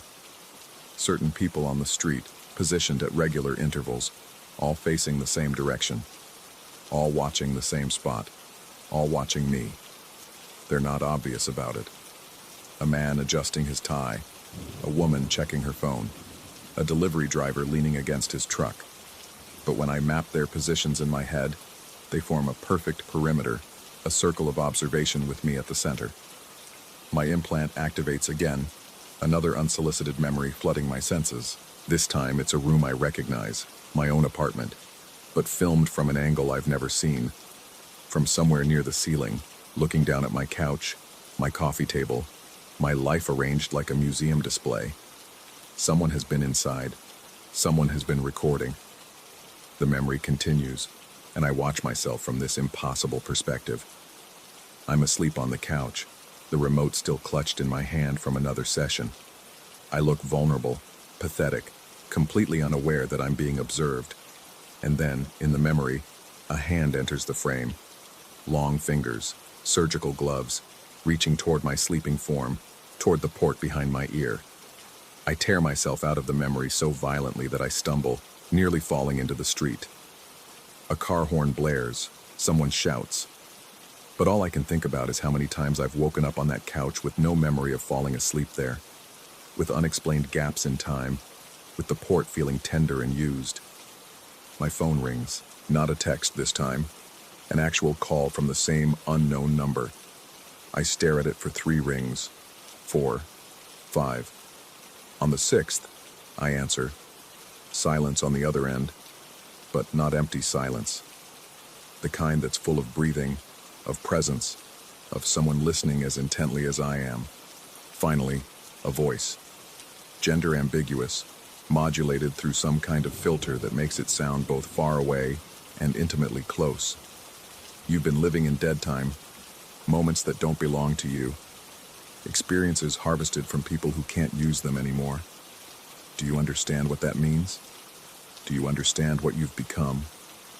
Who are you? My voice sounds foreign, too high, too desperate. I'm a collector of memories, of experiences, of the final moments when everything becomes clear. I've curated thousands of hours, tens of thousands. The best moments, the most intense, the ones that burn brightest right before everything goes dark. The voice pauses and I can hear something in the background, a rhythmic sound that might be footsteps. But you have something of mine, something precious, and I want it back. I don't have anything.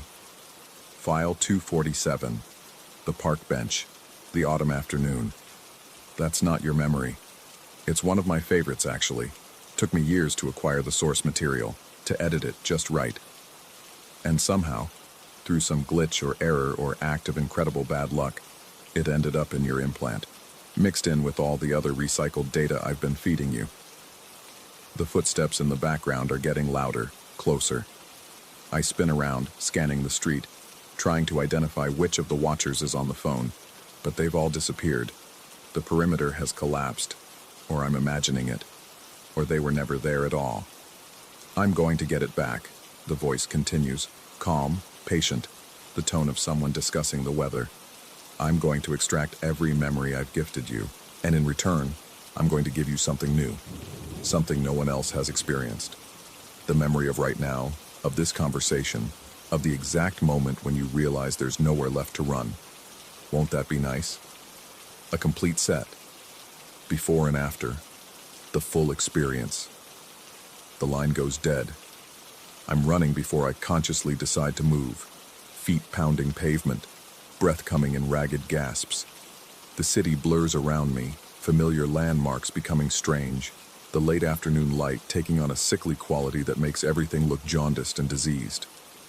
My implant fires randomly, overlaying past moments on present ones, until I can't tell if I'm running down this street or that one, if it's now or 3 months ago or some impossible collision of both.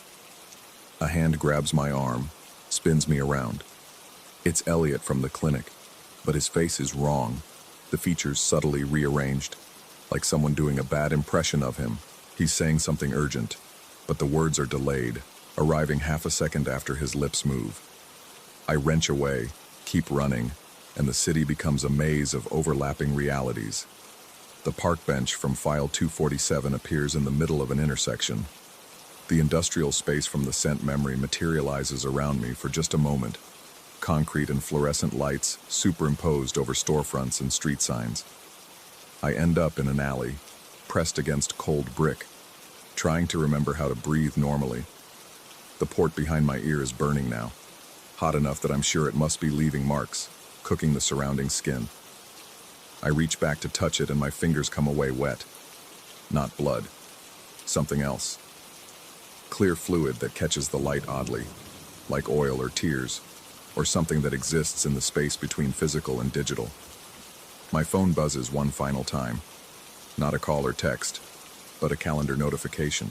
An appointment I don't remember scheduling. Memory extraction. Tonight. Location TBD. And that's when I see them.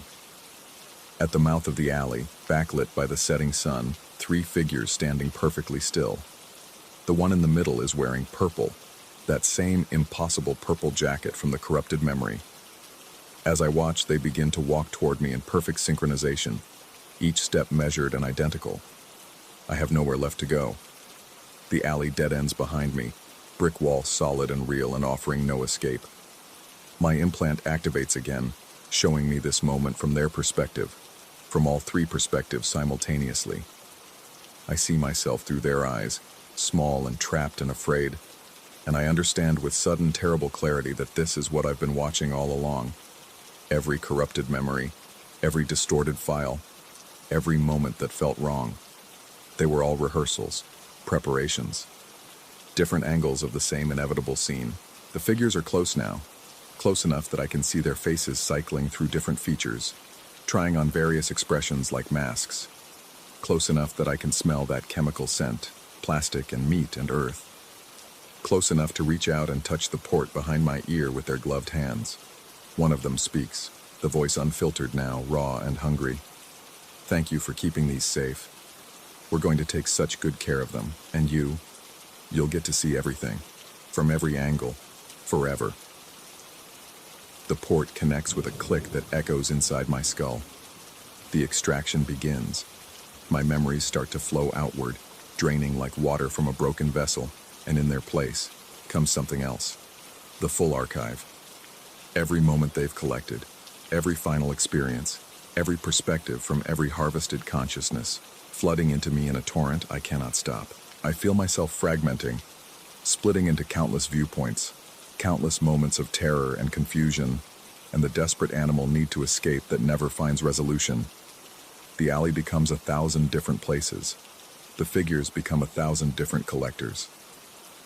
I become 1,000 different versions of prey, all experiencing the same ending in infinite variation. And through it all, one thought remains coherent, holding on with desperate strength as everything else dissolves.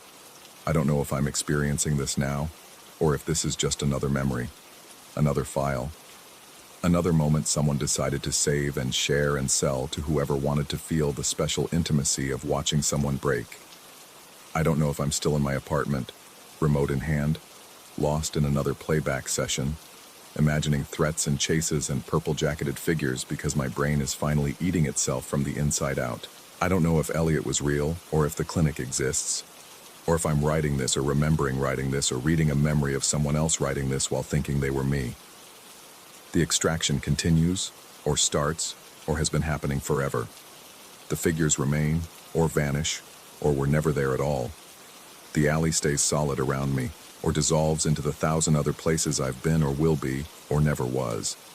And in my pocket, my phone buzzes with a notification I'll never read, a message I'll never answer, another file transfer from another unknown source, ready to show me one more moment that doesn't belong to me, one more experience that will layer itself over whatever remains of who I used to be, until the distinction becomes meaningless, until everything is just data waiting to be played back and consumed and recycled again. The port behind my ear burns with a heat that transcends sensation, and I realize with the last coherent thought I may ever have that I don't know if I'm screaming, or if I'm just remembering screaming, or if I'm experiencing someone else's memory of this moment, recorded and curated and fed back to me in an endless loop. I don't know. I don't know. I don't...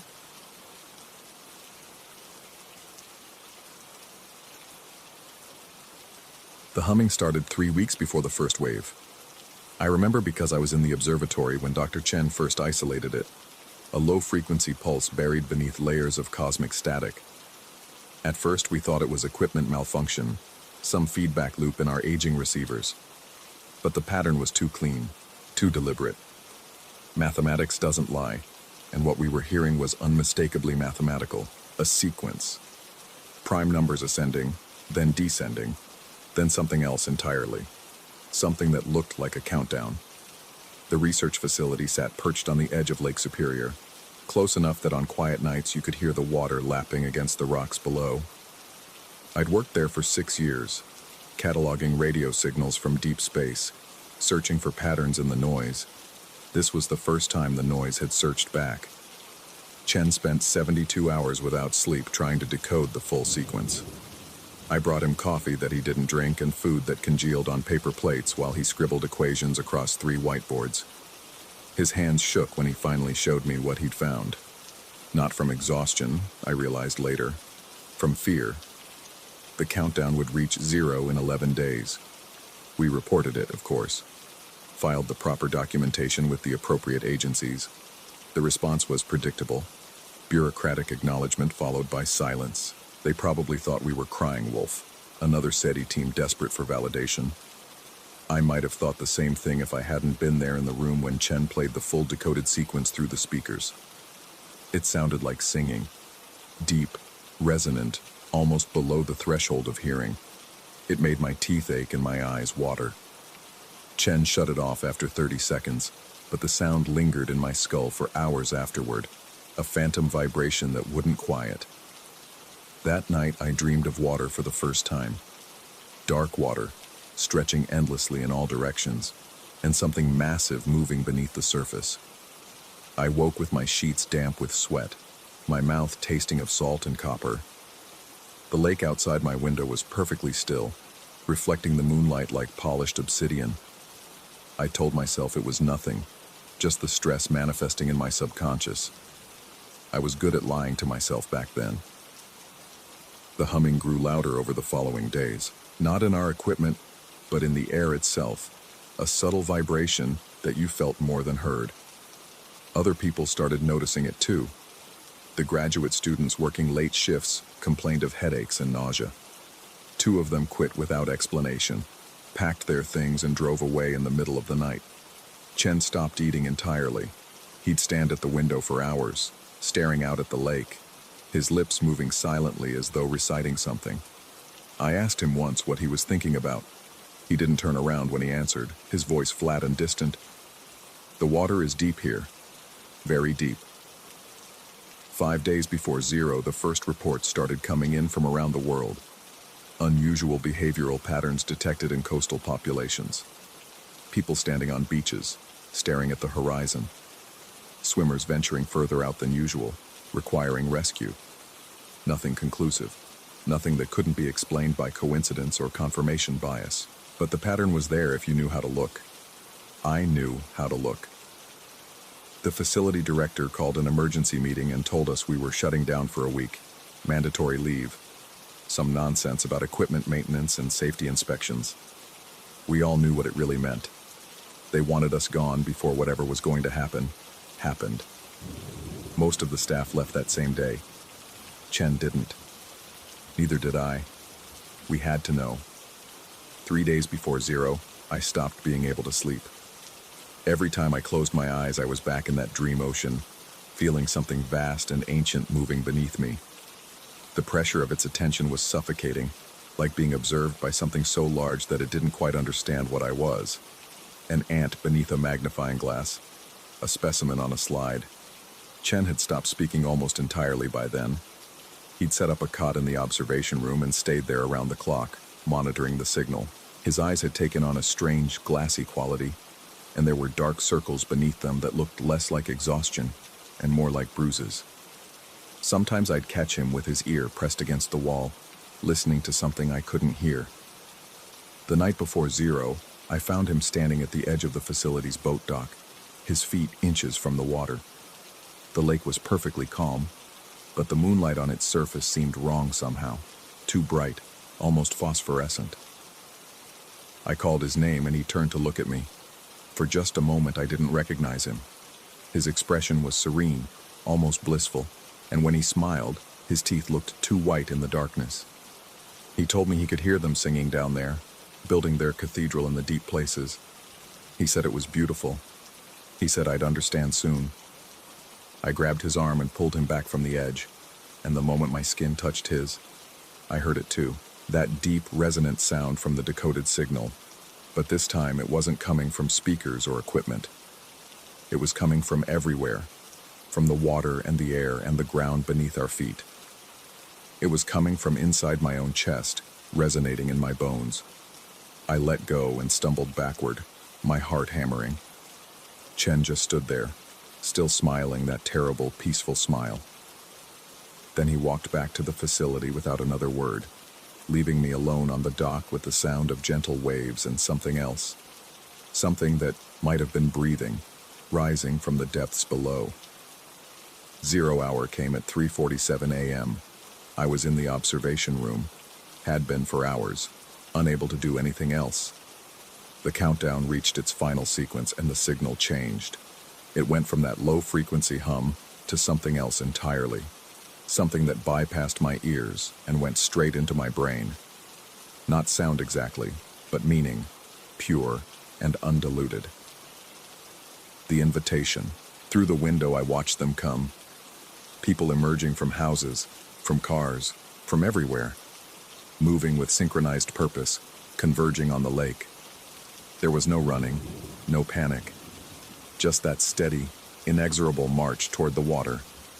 They walked into the shallows, into the depths, and kept walking even as the water rose over their heads. They didn't struggle. They didn't drown. They simply continued, step by step, down into darkness. Chen went too, of course. I watched him walk past the window, his expression still serene, still smiling. He didn't look back. I didn't go. Something in me resisted. Some stubborn, screaming part of my consciousness that refused the invitation. The signal battered against my mind like waves against a breakwater, but I held firm. I don't know why I was immune, or if immune is even the right word. Maybe I was just broken in the right way. Maybe my fear was stronger than the call. The lake took thousands that night. The morning news was chaos, global panic, conspiracy theories and religious fervor and government denials. But I wasn't watching the news. I was watching the lake. The water had changed. It was darker now, thicker somehow, and there were patterns on the surface, geometric formations that shouldn't exist in nature. And beneath them, lights. Faint at first, then growing stronger.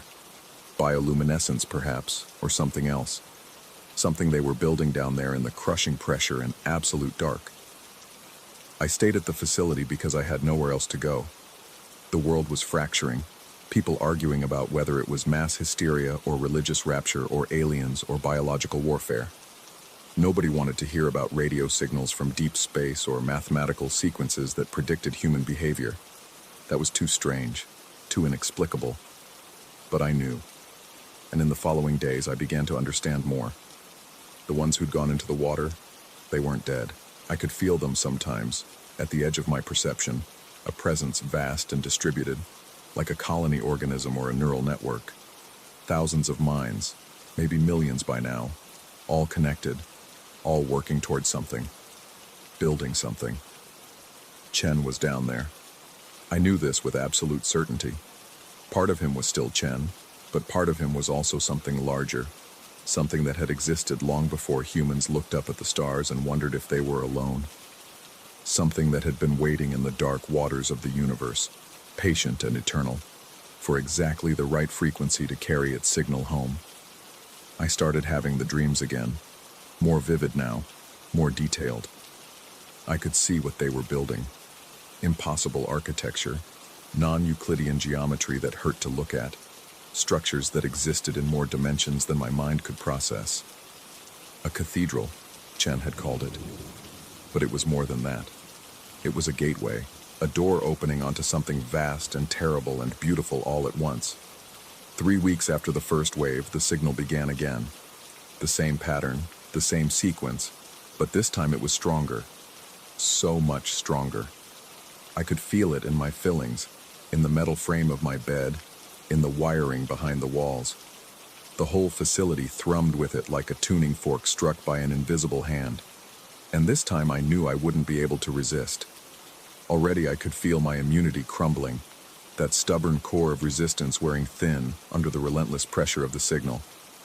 I found myself standing at windows, staring at the lake, watching those lights pulse beneath the surface in rhythm with something I could almost hear, almost understand. The countdown was shorter this time, 7 days instead of 11. They were accelerating, becoming more efficient, learning, or perhaps they'd always known, and the first wave had just been a test, a calibration of the signal to match human neurology. I tried to leave, got in my car, started driving inland, away from the lake, away from the ocean, toward the high deserts where water was scarce and the earth was dry. But every gas station I stopped at had a fountain. Every town had a reservoir. Water was everywhere, and with it, that insistent pull, that growing certainty that I was supposed to be somewhere else, somewhere deeper. On the 4th day of the second countdown, I turned the car around. I told myself it was to document what happened, to be a witness, to gather data that someone might find useful. But the truth was simpler and more terrible. I was curious. I wanted to see what they were building. I wanted to understand what had taken Chen and all the others. I wanted to know why the universe had sung to us from the darkness between stars, and what it wanted us to become. The facility was empty when I returned. Everyone else had been taken in the first wave or fled afterward. It was just me and the signal and the lake, dark and patient, waiting below. I'm writing this now, in the observation room, with the countdown at 18 hours and falling. The signal is so loud I can barely think. My hands shake as I type, and I have to keep stopping to wipe the tears from my eyes, though I don't know why I'm crying. Fear, maybe, or anticipation, or both. The lights beneath the lake are much brighter now, close to the surface, as though whatever they're building is nearly complete. Sometimes I think I can see shapes moving down there, human-shaped but wrong, adapted to the pressure and the darkness. Sometimes I think I can hear Chen's voice among the chorus, calling my name. Soon I'll walk down to the dock. Soon I'll step off the edge and feel the cold water close over my head. Soon I'll take that final step into the deep, and I'll join them, and I'll understand everything. Or maybe I won't. Maybe I'll just die like anyone who walks into a lake and doesn't come back up. Maybe this is all delusion, some mass psychosis triggered by infrasound or environmental toxins, or the simple, terrible loneliness of being human in an indifferent universe. I don't know anymore what's real. I don't know if the signal came from space or from somewhere deeper, from the dark places in our own minds that we've always been afraid to explore. I don't know if Chen and the others are transformed or simply gone, if they're building a cathedral or slowly decomposing on the lake floor, while I invent meaning to cope with their absence. All I know is that the countdown reaches 0 in 17 hours, and when it does, I'll be standing at the water's edge, waiting to see which truth drowns me. The signal is so beautiful now, like singing, like coming home. I wonder what we'll build together, down where the light doesn't reach.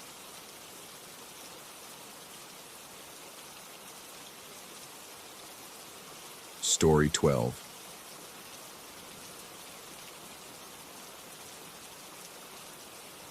The first time I counted the doors on my floor, I reached 14. The second time, 17. By the third count, I'd stopped trusting my own arithmetic. I'd moved into the Ashford building 3 months ago, drawn by the reasonable rent and the proximity to my office downtown. The building manager, a gaunt man named Eli Thorne who wore the same gray cardigan regardless of the season, had mentioned nothing unusual during the tour.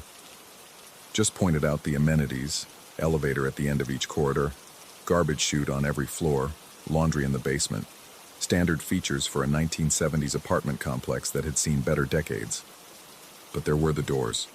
My apartment was 7F, 7th floor, Unit F. Simple enough. except the hallway that led to my door contained entrances that made no geometric sense. Between 7E and 7F, there should have been nothing but wall. Instead, 3 doors stood in that space, unmarked and identical to every other door in the building. Same brushed steel numbers that should have been there. Same peeling beige paint. Same tarnished brass handles. I'd asked Thorne about them during my second week.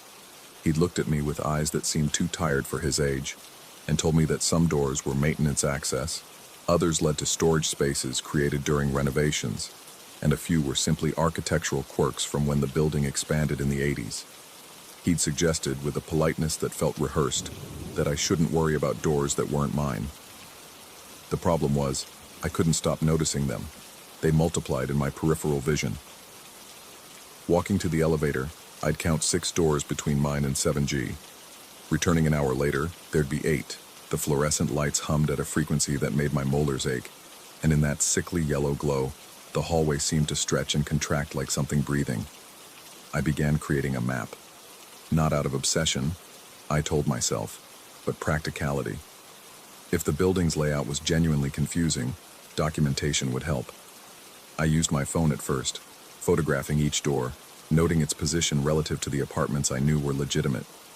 The photos came out strange, blurred in ways that my phone's camera shouldn't produce. In some shots, doors appeared in positions where I'd sworn there'd been only wall seconds before. The other residents moved through the hallways like sleepwalkers, eyes forward, never pausing at the extra doors.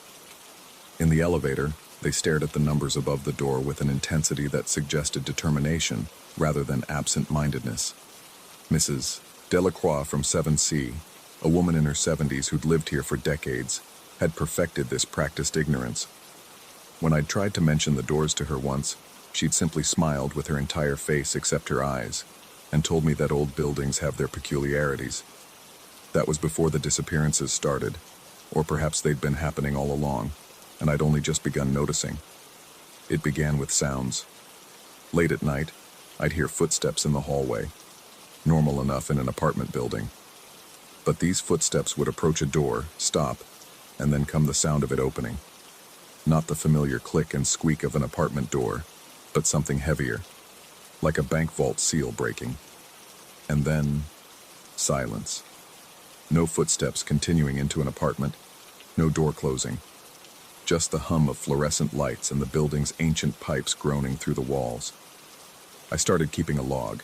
Each time I heard those sounds, I'd note the time and try to determine which door had opened. The pattern emerged gradually, like a photograph developing. The sounds always came from the unmarked doors, the extras, the ones that shouldn't exist. Then Ravi from 7H vanished. The building manager claimed he'd broken his lease and moved out suddenly. But I'd seen Ravi's car in the parking garage the morning after his supposed departure. His mail accumulated in the lobby box. When I walked past 7H, I could smell the beginning rot of forgotten food through the crack under his door. No one else seemed concerned. The other residents continued their determined ignorance, and Thorne had simply shrugged when I'd pressed him about it, mentioning something about the deposit being forfeit and the lease terms being clear. That's when I decided to investigate properly. I started with the building's history. The library's digital archives contained more than I'd expected. The Ashford building stood on the former site of the Whitmore Sanitarium, a private psychiatric facility that operated from 1923 to 1959. The sanitarium had gained a reputation for experimental treatments. The articles used that word, experimental, with a careful neutrality that suggested something darker lurking beneath. What I found in the medical journals from that era made my skin prickle in the overheated library reading room. Dr. Virgil Whitmore, the sanitarium's founder, had been obsessed with perception and spatial awareness. His published papers discussed treating patients with distorted senses of space and time, but his proposed methods were unconventional. He'd theorized that certain geometries could affect human consciousness, that architecture itself could be therapeutic or harmful. The sanitarium had burned in 1959, a fire that killed 3 staff members and injured several patients. The official report blamed faulty wiring, but I found a letter to the editor in a local paper from the week before the fire. written by a former nurse at the facility. She'd claimed that Dr. Whitmore's experiments had gone too far, that he was no longer trying to cure perceptual disorders but creating them, that he'd built rooms and corridors that made people lose their sense of when and where they were. The letter ended abruptly, as if the editor had cut it off mid-thought. When the Ashford building was constructed in 1970, the architectural plans showed a standard residential layout. But comparing those plans to the building as it existed now revealed discrepancies. Corridors that should have been straight showed odd angles. Spaces that should have contained apartments gaped empty on the blueprints, and throughout the plans, in faded pencil marks that looked like a later addition, someone had drawn small symbols, circles with radiating lines, next to certain walls. I took those blueprints home and spread them across my apartment floor, trying to overlay them with my own maps. The symbols corresponded almost exactly with where I'd documented the extra doors. That night I heard my neighbor screaming. Not from 7E or 7G, the apartments that actually bordered mine. The scream came from somewhere that shouldn't exist, somewhere in the wall between us. It lasted only seconds before cutting off sharply, but in that brief moment, I'd recognized the voice, Mrs. Delacroix. I ran into the hallway. The fluorescent lights were flickering, casting the corridor in strobe-like pulses of darkness and sickly light. 3 doors down from mine, one of the unmarked doors stood open. Not wide, just enough to reveal a sliver of darkness beyond. The air that drifted from that opening felt wrong. Cold in a way that had nothing to do with temperature. Cold like the absence of something vital. And beneath that coldness, a smell. Not decay exactly, but something close, like old paper and copper and a sweetness that made my throat close. I should have closed it. Should have gone back to my apartment, locked the door, called building management. Instead, I approached. The darkness beyond the door wasn't complete. As my eyes adjusted, I could make out a corridor identical to the one I stood in. Same beige paint, same industrial carpet worn through to the backing in places. But the fluorescent lights in that other corridor weren't flickering. They weren't on at all. The faint illumination came from somewhere else, somewhere deeper in. I heard breathing. Not my own, though my breath came shallow and quick. This breathing was measured, deliberate. The sound of something waiting with infinite patience. Then I heard Mrs. Delacroix's voice, distant and echoing. She was speaking rapidly, her words tumbling over each other in a way that suggested barely controlled panic. She was saying that she'd made a mistake, that she'd opened the wrong door, that she just wanted to go home, please. She just wanted to go home. But there was no other voice responding, just that steady, patient breathing. I reached for the door to close it, and that's when I saw the writing on the frame, carved into the metal, almost invisible unless you knew to look. Dates. Dozens of them, scratched in tiny, desperate numerals. They went back decades. 1971, 1985, 1993, 2009. The most recent was from 2 weeks ago.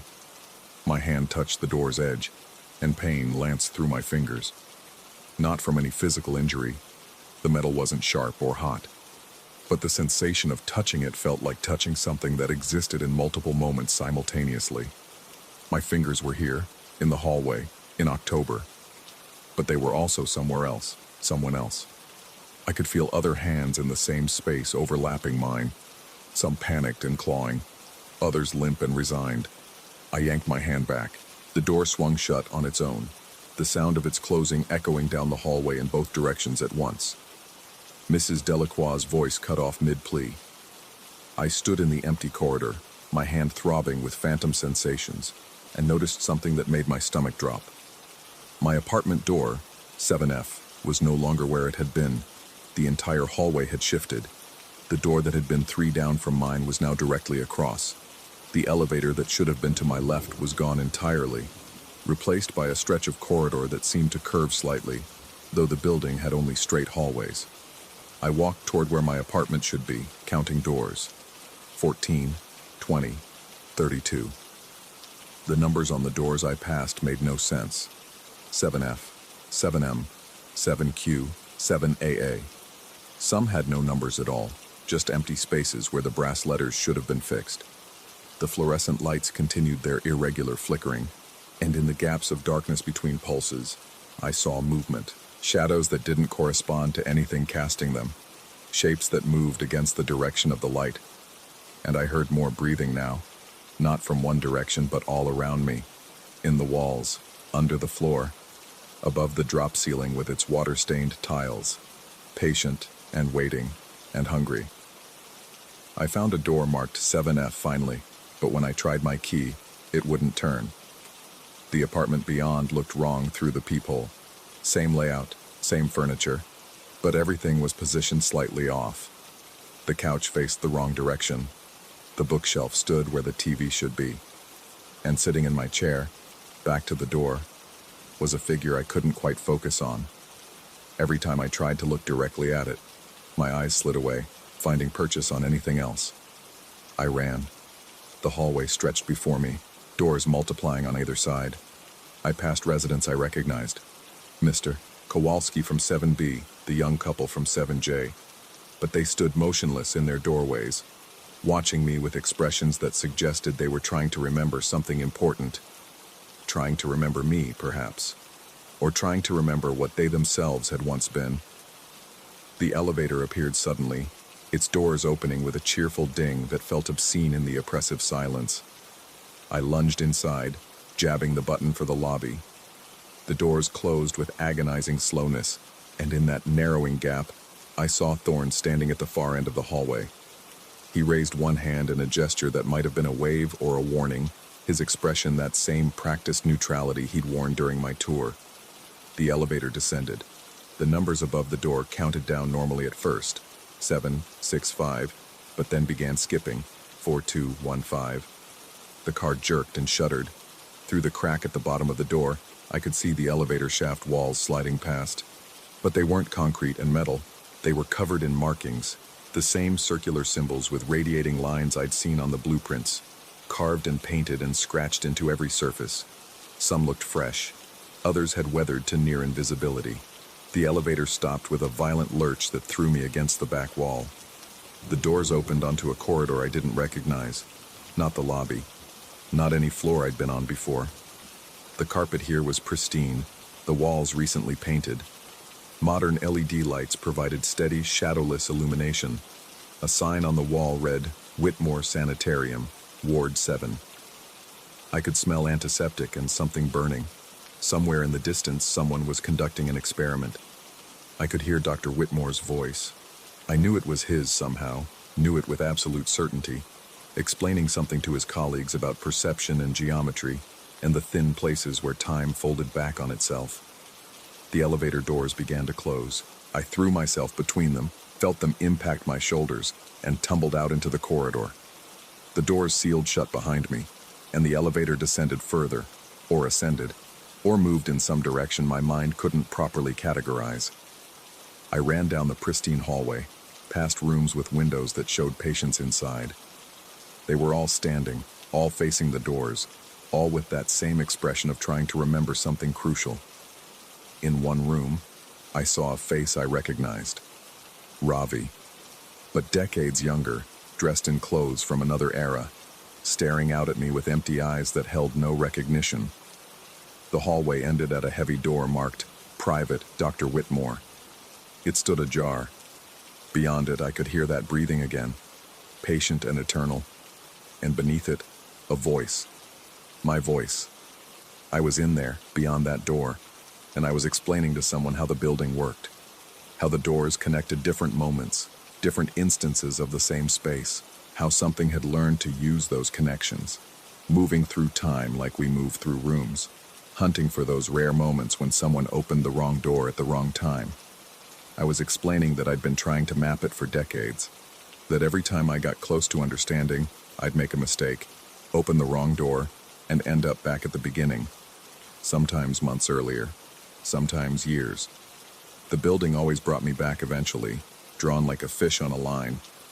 I was explaining that I couldn't remember my name anymore, or when I'd moved in, or what I'd done before this became my entire existence.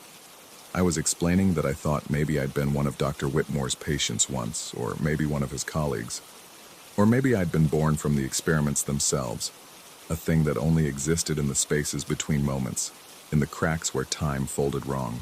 I was explaining that I couldn't stop trying to map it, couldn't stop opening doors, because the thing that hunted through these temporal corridors was getting better at its hunting, faster, more efficient, and if I didn't figure out how to close the doors permanently, it would eventually learn to open them from its side, to push through into the moments where people lived their normal lives, unaware of the predator moving through time toward them. I stood in the hallway outside Dr. Whitmore's office, listening to myself explain all of this in a voice flat with exhaustion and acceptance, and I understood that I'd had this revelation before, many times. That I was trapped in a loop of my own making, drawn to investigate the building's mysteries, discovering the truth, and then losing it all when I inevitably opened another wrong door. The breathing grew louder. I turned and ran back the way I'd come, but the corridor had changed. The pristine walls were now covered in blueprints, thousands of them, taped and tacked and nailed to every surface, all showing the same building, all with those circular symbols marking the same locations, and on every blueprint, in handwriting I didn't want to recognize but did, notes had been scrawled in the margins, notes about the doors, about what moved through them, about how many times I'd tried and failed to stop it.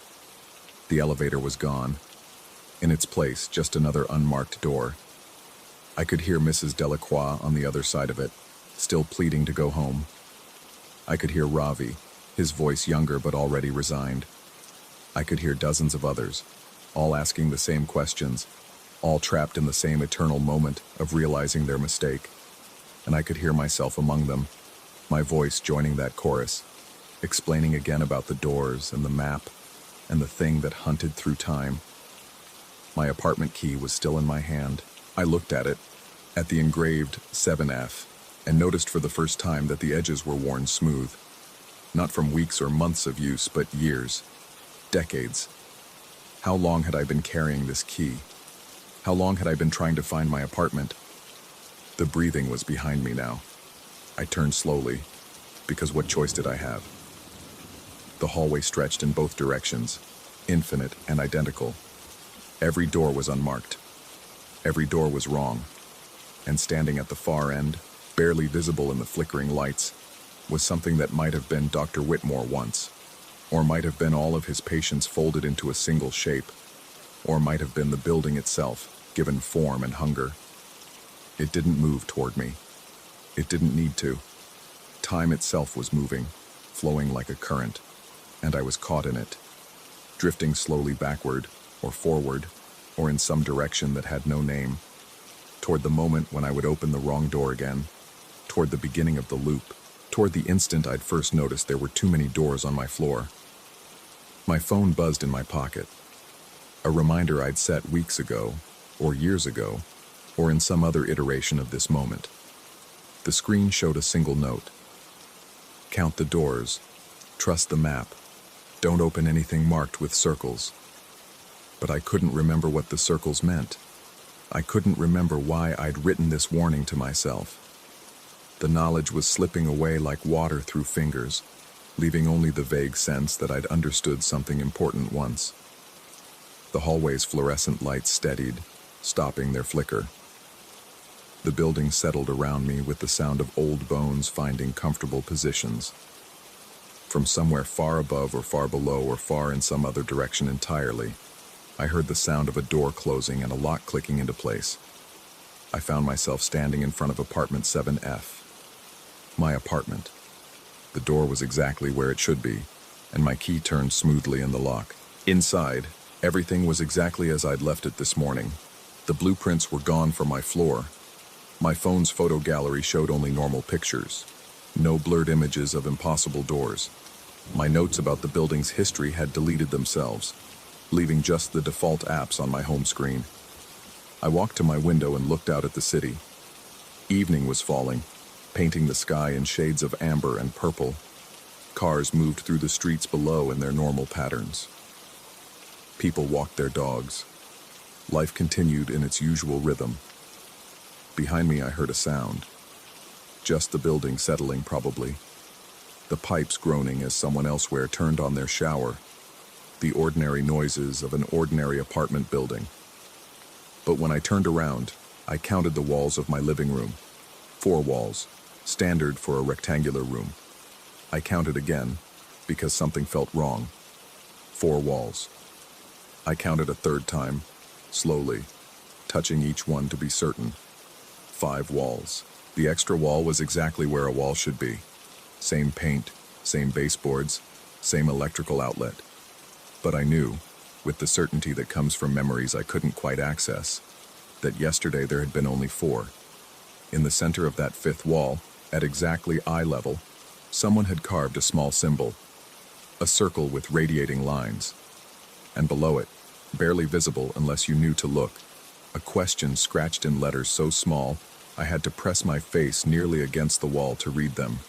How many times have you counted the doors today? I stood in my apartment as evening deepened tonight, trying to remember if I'd moved in 3 months ago, or 3 years, or 30.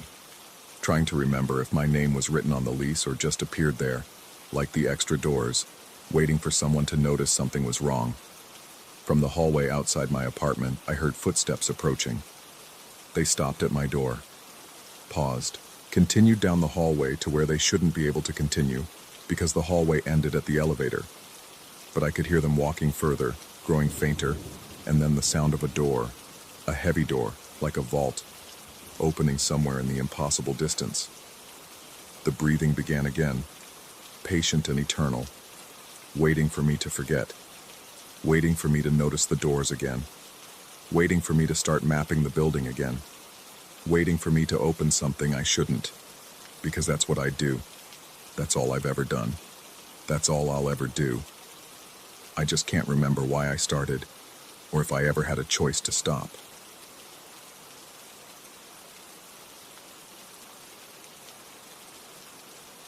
Story 13.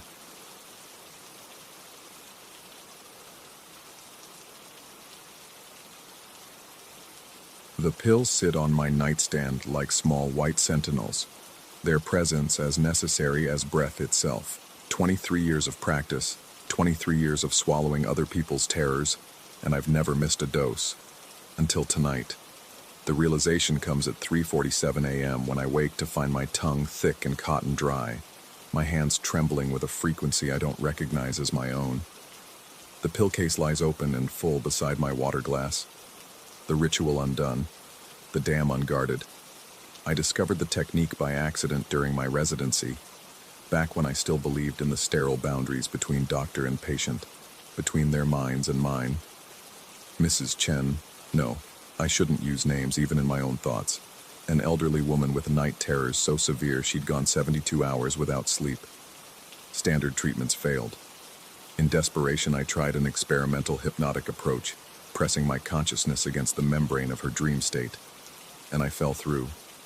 Her nightmare was a gray room that stretched infinitely, filled with the sound of her mother's disappointed sighs. I could taste the shame in the air, feel the weight of expectations pressing down like wet wool. When I reached out to touch the walls, they dissolved. The terror flowed into me like ice water through a crack, and when we both woke, she smiled for the first time in months. She slept peacefully that night. I did not. But I learned to manage it. The medication keeps them contained, pressed down into some deep cavity in my mind where they can't take form. The nightly ritual, the pills, the breathing exercises, the mantra I repeat in the dark, keeps the seal intact. 743 patients over the years, 743 nightmares living inside me like insects in amber, preserved and paralyzed. Now the walls are breathing. I press my palms against the bedroom drywall, needing to confirm it's solid, but the texture shifts under my fingers. Rough, then smooth, then wet. The shadows in the corners are too dark, possessing a density that light should penetrate but doesn't. Something moves within them, patient and watchful. The first one manifests near my closet door. It's a translucent thing, humanoid but wrong in its proportions, with limbs that bend at too many angles. I recognize it immediately, the embodiment of professional failure I absorbed from a surgeon 6 years ago. the fear of hands that destroy instead of heal. It doesn't approach, just stands there, its head cocked at an angle that suggests both curiosity and hunger. "You're not real," I say to the empty room, but my voice cracks on the last word. The thing's mouth, if it has one, might be smiling. I back toward the bedroom door, my hand finding the light switch. The overhead fixture flares to life, but it doesn't help. The shadows don't recede, they simply relocate, pooling in new corners, growing thicker. In the harsh light, I can see more of them now. A woman-shaped silhouette with eyes like empty wells, embodying the fear of abandonment I took from a man who'd lost everyone he loved. A creature of teeth and static, the manifestation of a teenager's social anxiety twisted into something predatory. They're all here. Every nightmare I've consumed, every terror I've swallowed and suppressed, taking form in the space between sleep and waking. The surgeon's fear moves first, its two long fingers reaching toward me. I bolt from the room, slamming the door behind me. But even as I do, I know it's futile. They're not contained by doors or walls. They're mine now, have always been mine, living in the architecture of my mind. They're just finally strong enough to build their own doors from the inside out. The hallway stretches longer than it should, the walls pulsing with the rhythm of breath or heartbeat. I can't tell which. The carpet under my bare feet feels wet, though when I look down, it's dry. The sensation persists anyway, cold moisture seeping between my toes with each step. In the kitchen, I try to think rationally. Withdrawal symptoms from missing the medication, hallucinations brought on by stress and exhaustion. But rationality feels thin here, like tissue paper held up against a hurricane. I can hear them moving through my apartment, footsteps that don't quite sound like feet, whispers in languages I absorbed, but never learned. A middle-aged banker's dread of poverty manifests as a shadow that consumes light, leaving gaps in reality where it touches. An artist's fear of creative death takes the form of hands that reach from walls, their fingers stained with ink that might be blood. A teacher's terror of being forgotten becomes a figure that flickers in and out of existence, never solid enough to fully see. They don't attack. That's almost worse. They simply exist, filling my space with their presence, their patient observation. They're waiting for something. The bathroom mirror shows my reflection, but delayed by half a heartbeat, my movements echoed a fraction too slowly. I splash cold water on my face, but the droplets that run down my cheeks feel warm, almost feverish. When I look up again, my reflection's eyes are black, pupils dilated to consume the iris entirely. I grip the sink's edge, porcelain cold and solid under my palms, the most real thing I've felt in hours. The medical training I spent decades accumulating tries to assert itself. This is a psychotic break, it insists. Discontinuation syndrome. You need to call for help, get to a hospital, re-establish the medication regimen. But I know better. I've been inside too many minds, touched too many nightmares. This isn't madness in the clinical sense. This is something I did to myself, one patient at a time, filling myself with horrors until the container finally cracked. The apartment's air grows thick, harder to breathe, as if the nightmares are displacing oxygen with their presence. I hear scratching from within the walls, not like mice or insects, but deliberate, purposeful. The sound of something trying to write a message in wood and drywall. My phone lies on the kitchen counter, screen dark. I could call someone, a colleague, emergency services, anyone. But what would I say? That the nightmares I've been collecting like other people collect stamps have finally achieved critical mass? That the fears I've been swallowing for 2 decades are staging a prison break through my perception of reality? Instead, I find myself walking to my study, guided by an instinct I don't fully understand. The room is exactly as I left it. Desk neat, files organized, the leather chair positioned precisely in front of my patient notes. But it feels different now, like a stage set rather than a workspace. The books on the shelves seem to lean inward, their spines pressing closer together, titles blurring into illegibility. In the corner stands something I haven't seen in waking life before, The amalgamation of every claustrophobic fear I've ever absorbed. A space that's somehow smaller on the outside than the inside. Geometry folded wrong. Looking at it makes my eyes hurt. My brain struggling to process dimensions that shouldn't exist. The desk drawer opens at my touch, revealing my patient journal. 17 volumes over 23 years, each entry detailing the nightmares I've consumed, the fears I've made my own. My handwriting deteriorates through the volumes, starting neat and professional, ending in barely legible scrawls. The most recent entries are in a script I don't recognize, though I remember writing them. A sound behind me, not footsteps, but the suggestion of movement, the way air shifts around a presence. I don't turn around. I know what's there, all of them, every manifested terror, gathered like congregants in a church of horrors. They're not threatening me. They're waiting for me to understand. The medication didn't just suppress the nightmares. It kept them from integrating, from becoming part of the ecosystem of my mind. Now, unshackled and unmediated, they're doing what nightmares do. They're teaching me fear. My fear. Not borrowed or absorbed, but genuinely mine.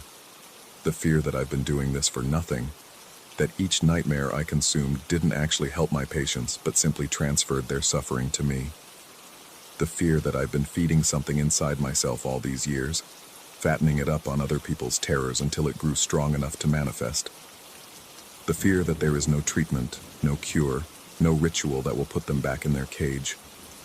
The fear that I've never been the therapist at all, but the patient. The room temperature drops, my breath forming clouds in the air. The nightmares press closer, their presence a weight on my skin. I understand what they want, what they've always wanted. They want acknowledgement. They want integration. They want to stop being separate things I've shoved down into darkness and become part of the whole. The only way forward is back. Back to sleep. Back to the source. Back to the place where I first learned to touch other people's dreams. If the nightmares have escaped into my waking world, then maybe I need to meet them in their territory, where they're strongest, where I'm weakest. The bedroom feels miles away, though it's just down the hall. Each step takes effort, like wading through syrup, through accumulated dread given physical form. The manifested fears follow, a procession of horrors at my back. The surgeon's failure walks beside the teacher's oblivion. The banker's poverty shadows the artist's death. They've waited so long for this, patient as monuments. My bed looks like an altar, sheets white as bones in the darkness. The pills remain on the nightstand, but I make no move toward them. They're the barrier, and the barrier is the problem. I lie down on sheets that feel both too soft and too rough, my heart hammering against my ribs like something trying to escape. The ceiling above me pulses with shadow shapes, fears taking form and dissolving and reforming.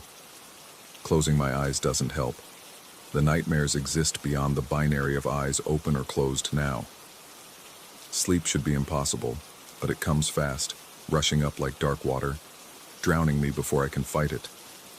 Or maybe I'm not falling asleep at all. Maybe I'm finally waking up. The last thing I register in the physical world is the feeling of countless hands on my skin, not violent, but insistent, pulling me down into the place where all nightmares begin. Into the place I've been building inside myself for 23 years, one absorbed fear at a time. I wake up in my office, but I don't have an office anymore. Haven't for 6 months. The fluorescent lights buzz overhead, that particular frequency that used to give me headaches during long sessions. My patient, a young person whose name I can't quite recall, sits across from me, describing their nightmare in a voice that seems to come from very far away. I'm nodding, taking notes, the pen moving across paper with a scratching sound that might be coming from inside the walls. The patient's face keeps shifting. First one person, then another, cycling through 743 different faces, all the people I've treated, all the nightmares I've consumed. They're all speaking at once now, a chorus of fears and anxieties, their voices layering over each other until the words become just sound, just static, just the white noise of accumulated terror. I try to speak, to ask them to slow down, to wait their turn, but my mouth won't work. When I look down at my notes, they're not words anymore, but drawings. Crude, childish sketches of the things that have manifested in my apartment. Or have they always been there? Have I been drawing them my entire career? The patient stands, but they're not leaving. They're multiplying. The office fills with them. All my patients, all their nightmares still wearing human shapes. They're reaching for me, not to harm but to return what's theirs, to put back the fears I took from them. But if I give them back, what will be left of me? The office walls dissolve like smoke, and I'm falling through layers of consciousness I don't have names for. Past and present blur together. I see myself as a resident, making the first breakthrough with that elderly woman.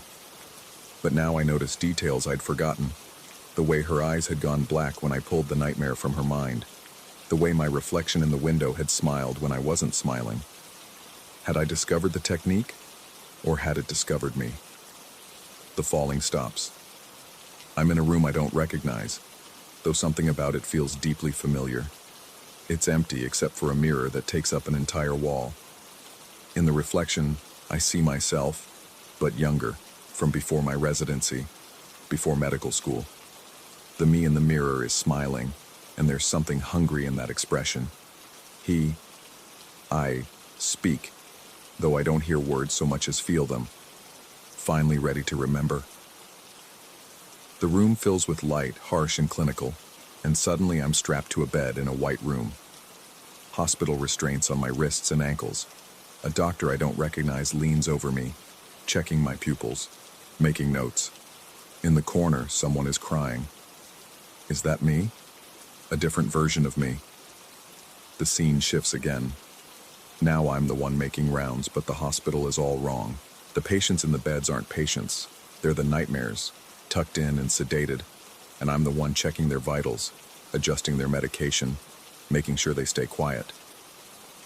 Patient exhibits persistent delusion of being a therapist who treats nightmares. A voice reads from somewhere I can't see. 23 years in treatment, shows no signs of improvement, continues to consume excessive sedatives while maintaining elaborate fantasy of absorbing others' fears, recommends continuation of current regimen. The white room, my apartment, my office, they're all the same place now. Layers of the same location folded over each other like pages in a book. I can see through all of them at once. The manifestations that filled my apartment are also orderlies in white coats. The patients in my practice are also visitors from the outside world who come to stare at me through observation glass. Which layer is real? Which is the nightmare? I try to scream, to wake up, to find solid ground. But there is no ground anymore. There's only the falling, the endless tumbling through realities that might all be equally true or equally false. In the distance, someone is shaking my shoulder, calling my name. Or maybe they're calling someone else's name and I've just been borrowing it all these years, another thing I absorbed and claimed as my own. The voice says something about 24 hours without response, about adjusting the medication, about how the patient seems to be experiencing another episode. But I'm also still in my bed, in my apartment, surrounded by manifested nightmares that are either my creations or my captors.